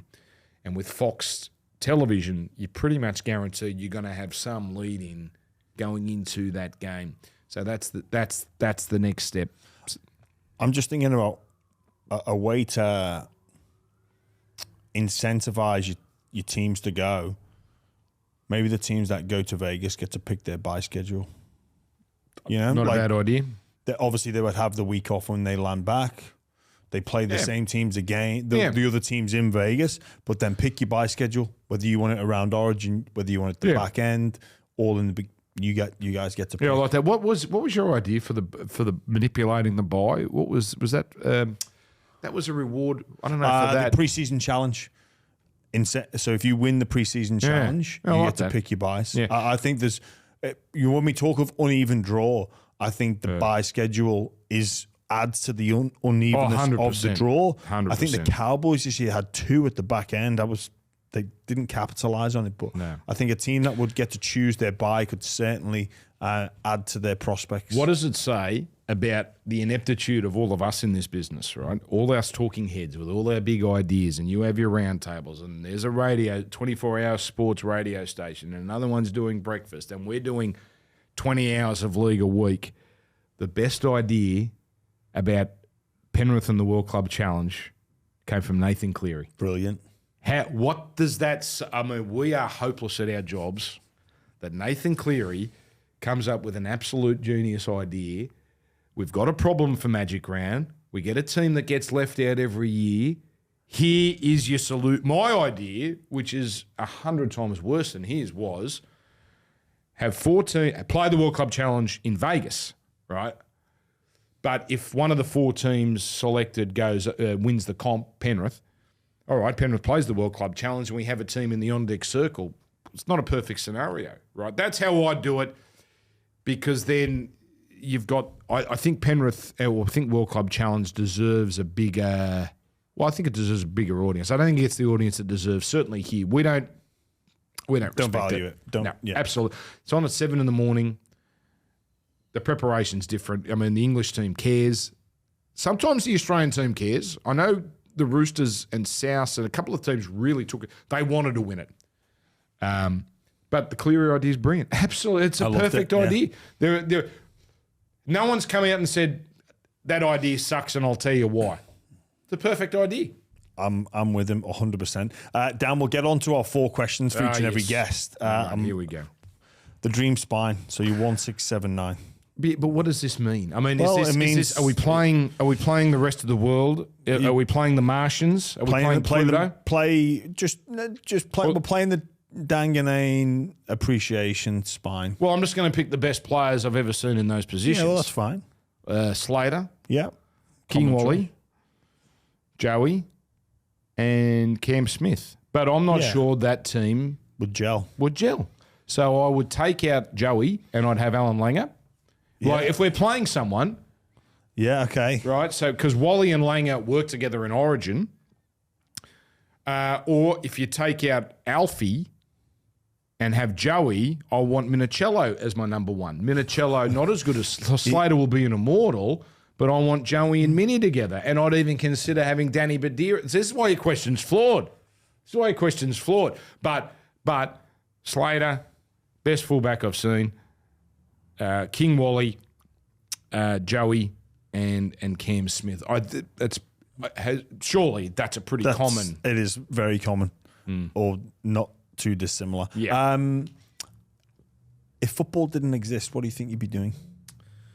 The only thing I was even close to qualified for was I reckon by now I'd be a store manager at a supermarket, because I worked at a supermarket for 7 years and started actually climb the ladder. Yeah, it was a fairly short ladder, but I went from Not literally. no. Well, the climbing of the ladder was to not have to climb the literal ladder.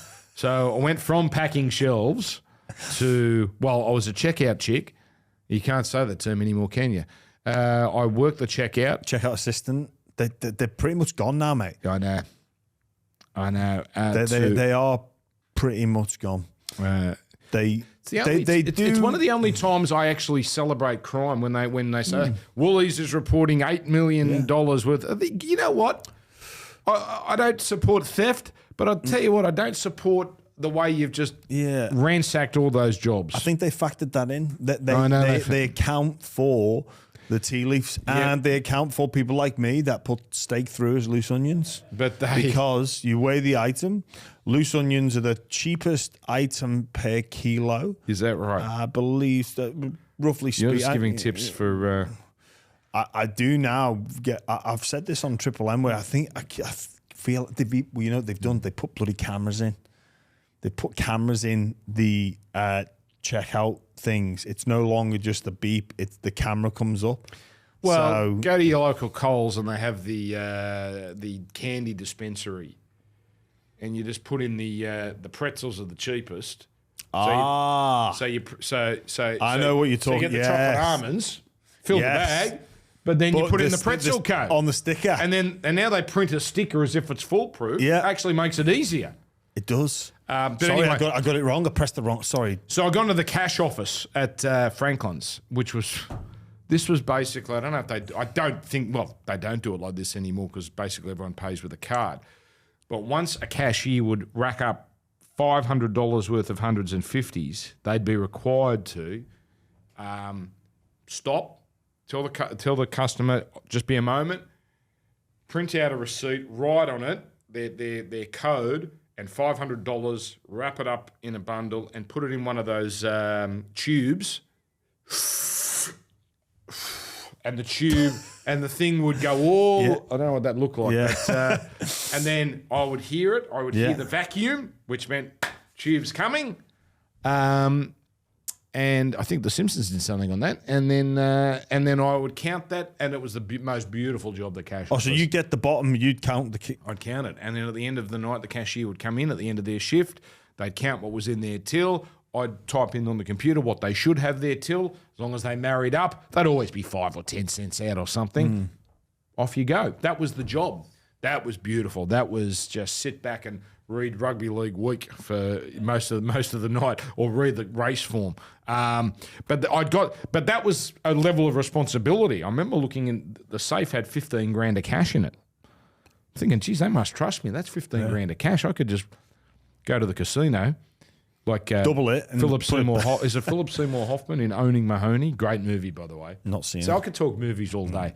Philip Seymour Hoffman, proper gambling addict in this movie, and he takes the company payroll and goes to the casino and turns it into an absolutely ridiculous amount of money and gives it all back. He gives it all back. And it's a tragic story. Does he keep the winnings? No, what I'm saying is he's all this. Let's say he starts with a little pile. Yeah, of company money. He, I don't know, doubles it, quadruples it, whatever. An insane amount of money. He would set him up for life. But you say he gives it all back, as in he gives it all back to the casino. Gives it all. He can't help himself. Yes. There is something about the idea that a gambling addict doesn't feel as alive as when they lose. Right? We're getting profound now. What was the question? My dream spine? No, no football. Well, that was actually ascending to a level of, and the next step really was store manager, I guess, or supervisor or something, and that's about as skilled as. There was nothing else I was skilled at. I did an arts degree, which is preparation for nothing. Really, it is. I mean, it was a nice education at Wollongong, but it didn't prepare me for anything. I went to graduation day, so I was in the May afterwards. So finished in '98. There were 60 of us that graduated on this day. 2 of us had a job. I was, at that stage, just working the checkout. I had the better job. So of the 60 people, with my arts degree, I had the best job. And I was just, working at a supermarket checkout. A sliding doors moment that you think about the alternative? Or one that's really impacted your life? That's a great question. I didn't think of that. I didn't think of an answer to that one. I've had a lot of people. Oh, well, I've told this on another podcast, so I don't want to repeat myself, but I will. Triple M never had the rights to calling, so it was never. Even though I grew up wanting to be a commentator, all I ended up wanting to do was just be on air and just talk about sport because that's what was available, and it just seemed so distant to call it. And then in 2005, Triple M AFL had expanded into Sydney. So Triple M AFL had been going for a few years and had been a big hit down in Melbourne. And I think the AFL, very good at this, forced them basically to do a game out of Sydney because they just wanted to infiltrate the northern markets and Brisbane as well. So they needed commentators. And then the guy, Russell Barwick, was my superior at the time, and he wanted to be one of the callers. I certainly didn't. I know nothing about AFL. So he asked me, he needed to put something on tape. So he asked me, he said, can you come with me? The Swans used to play a practice game against Essendon at North Sydney Oval. It was a February tradition, right? And he would say, can you come with me to help me practice? And I said, I don't know. He said, doesn't matter, you don't know anything. He said, because AFL, it's 2 callers. He said, I need to show the rhythms. I need to call for a bit, take a little break, let you take over, and then I'll come in.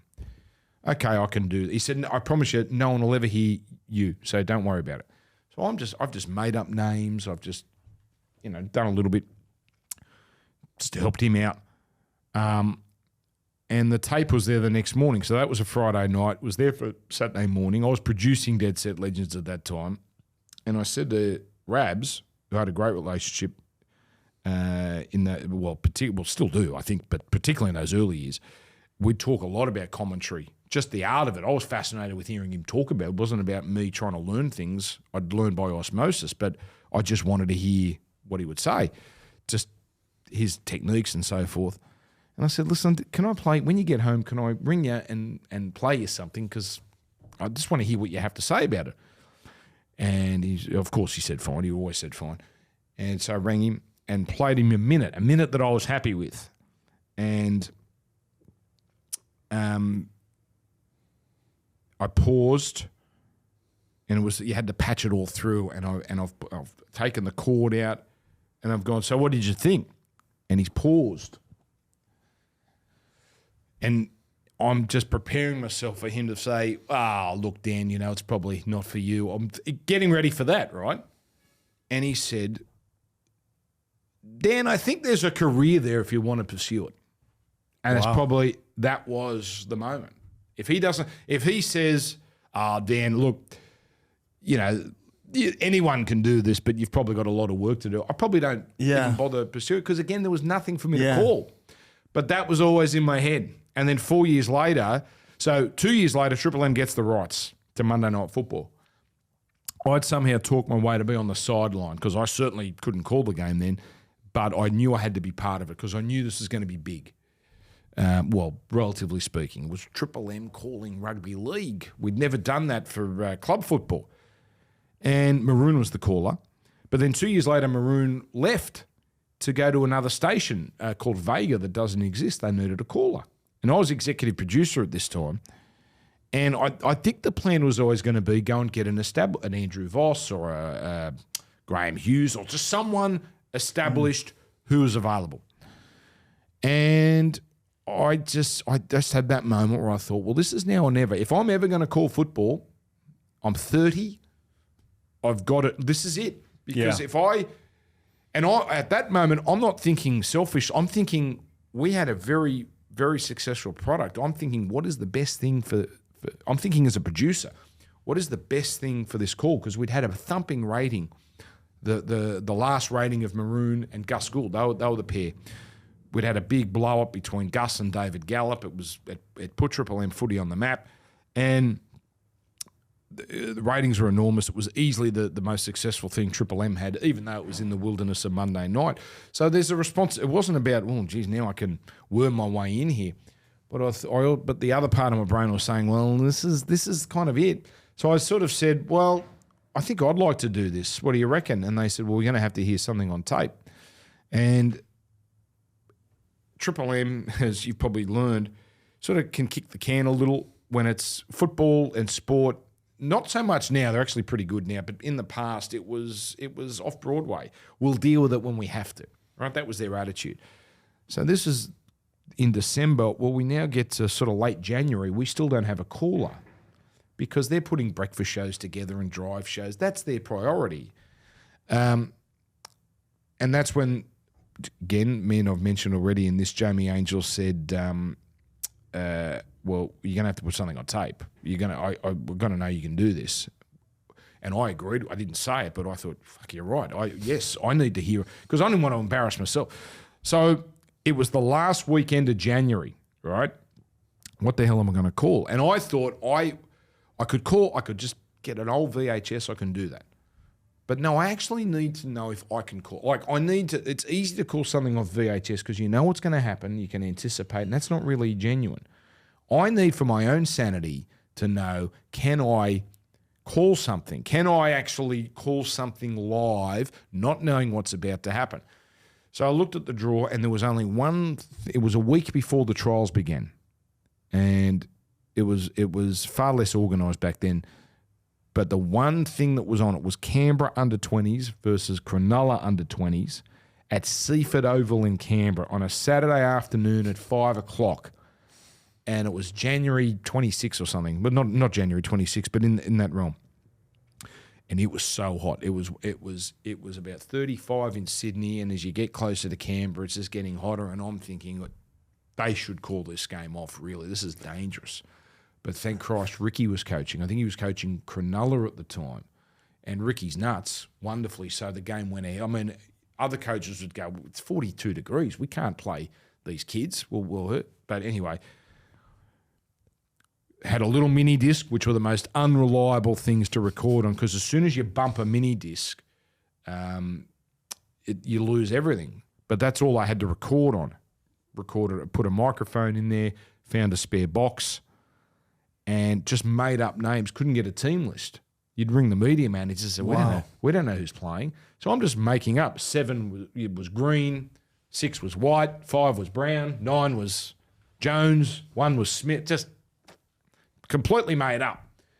But I'm just committing. It's just that memory exercise. Number 1 for Cronulla is this. Did the game. Had no idea how it sounded.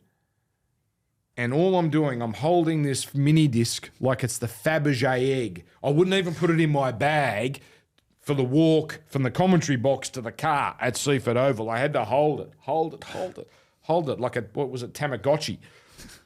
And I gently place it on the seat and I start my drive home and we get to Goulburn and I couldn't wait any longer. I had to hear it. So went to the Paragon there, the famous old diner. And you talk about sliding doors moments. I put the headphones in, I hit play. If it's no good and it's nowhere near the level of, I can call today as anyone who's done it for a long time, but I thought, that's not embarrassing. It's not good. Do you still have the tape? But it's not embarrassing. I'd love to hear it. I would give it to you, I promise you, but I don't know. Minidisc would have been wiped out. But then I then had to transfer it over, and this is when you just learn a little bit.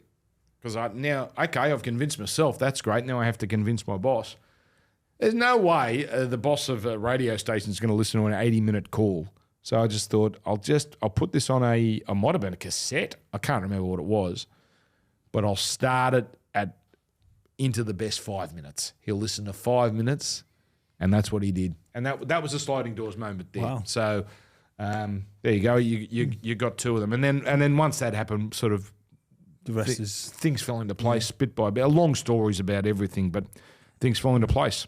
Finally, the most interesting person you've met along the way.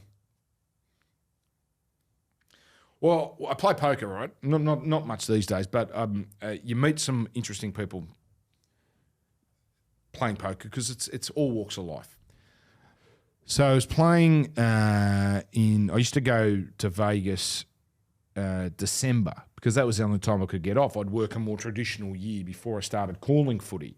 So basically late January to early December. So that'd give me a window before or after Christmas. So I'm in Vegas early December and at Caesars, right, which is, the statues and the art were very decadent. And it's about midnight. Bloke walks in and he's disheveled and he's overweight. Not the greatest personal hygiene. Here we go. Sits down next to me. Looks like it was the Lord of the Rings guy, Peter Jackson. Got that look about him, right? And he's very fidgety. But he's a chatter. Right? You can get some poker players that love having a chat, particularly in America, right? And I'm sort of on holidays. I'm up for a chat. So we start as soon as he finds out from Australia. He's really interested, and we're getting on great. And it's pretty obvious there's something about him, right? And he tells me he's been banned from playing blackjack at every casino in Nevada because he's a card counter, right? And you can get some storytellers here, and I'm thinking, okay, all right. It's also his signal, I'm a genius, don't mess with me, right? Which happens at poker where these subliminal images, these subliminal messages of, hey, listen, don't mess with me. It's, part of the game. Part of the game. So I'm thinking, okay. But I could see there's something about him. And I ask him what he does for a living, and he says, I don't have a job. And, where we educated? No, I didn't go to school. And it sort of dawns on me the way he sort of had a bit of movement about him. He's on the spectrum, right? Can't hold a job, couldn't be educated, but he's a genius. I can tell by now this is a bona fide genius. He probably was banned from counting cards because there's just, you can just tell with people. Find out he's from Detroit and he has 6 brothers. There's 8 of them, 6 brothers and 1 sister. And he proceeds to tell me what they all do. They're all geniuses. One is in military intelligence in Virginia. The woman works at NASA. I don't know what, some sort of rocket scientist. Another was part of the Bush administration, which is 2012, so they'd moved on. All these different jobs. Another is a professor at Ivy League college because he's just happy to do that and clearly smart enough. Then he mentions one of his brothers works at the CIA. And, hello, here we go. And by now, he's pounding vodkas down, so he's talking. Here we go. So a couple of hours ago. Firstly, I've already decided I'm not getting into a hand with this bloke because this guy's got my number. I'm just going to fold. So by now, I'm not even interested in the game of poker. I'm just interested in this bloke. This bloke's a fascinating bloke, right? And he's essentially, there's a Rain Man element to him. And I go, all right. So tell me, who really killed Kennedy? He leans forward. or he leans towards me. I can't tell you. I go, what do you mean you can't tell me? I said, your brother works at the CIA. He goes, he's seen the documentation. I can't tell you. I'm like, he's telling the truth. And I keep needling him. Come on. I mean, we're at a, come on. So, I mean, give me a story to go back to Australia. I can't tell you. Anyway, and he changes the subject quickly. I can tell I've hit some sort of weird nerve. And he changes the subject quickly.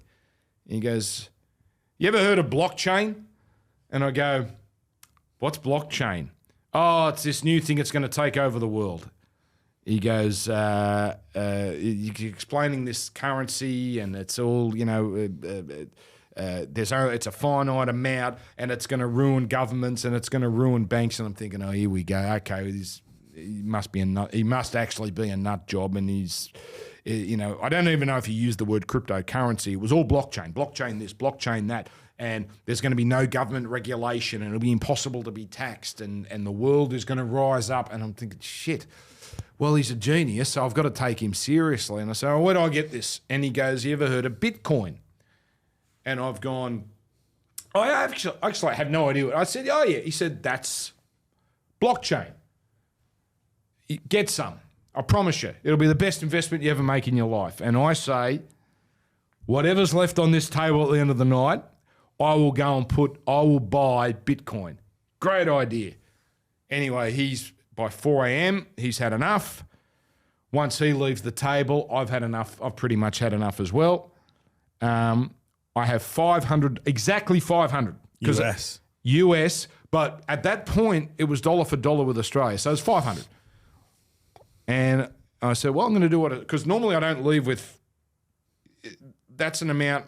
If you go to poker, I'd like to either win big or I'm happy to lose it all, right? I don't bet huge amounts. I like gambling, but I'm not a huge gambler in terms of volume. I just like the action, the juice. The action is the juice, as they say in Heat. So I walk over to the cage. I'm staying at Caesars. I walk over to the cage and change it for $500 US, and that's going to be my Bitcoin money. And then the walk, it's not a short walk. It's not a long walk. It's a short walk from there to that elevator over there. And as I'm walking, I see one blackjack dealer with no one at the table. And I think, oh, let's just give it a lash before I go to bed. 500 on the table. $100 chips. I lose 5 hands in a row.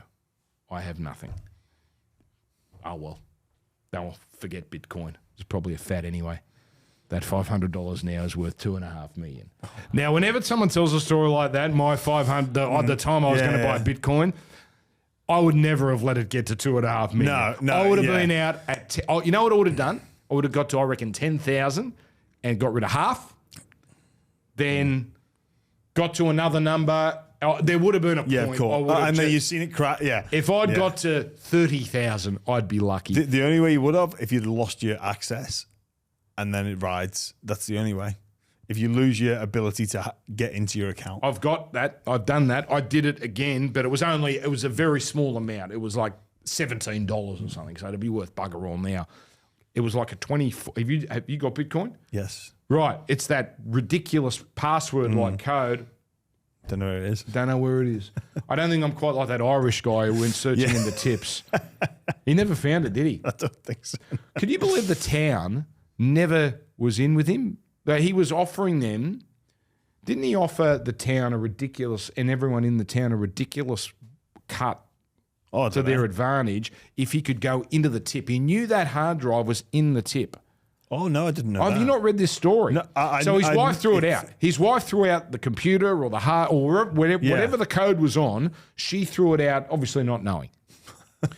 It ruined their marriage. He couldn't get over it. Yeah. But he said, I know it's in that tip, but obviously the longer it goes on, the more garbage is put in there. And the town had enough of him and said, you're a nuisance. And so that money's gone forever. So anyway, I still don't understand what cryptocurrency or blockchain or Bitcoin is. But anyway, I could have had $2.5 million. Neither do I, but I've got a little bit squirreled away for a rainy day. But Dan, it's been fascinating to talk with you, my Okay. friend. I've really enjoyed it. All right. And enjoy the States. Thank you. You should be there at a interesting time. It's an interesting It is place an to go, interesting time. but a very interesting time. I'm going to be in a bar in Washington on election night. I have no idea what I'm in for. Absolutely, if it's going to be like a sporting event, but I think you could be on the money there. More of a sporting event Yeah. than a That's why election night. You know why election night coverage is so magnetic? Because it's sport. Yeah. That's all it is. It's a sporting coverage. Anyway, thank you. All right. Cheers, Dan.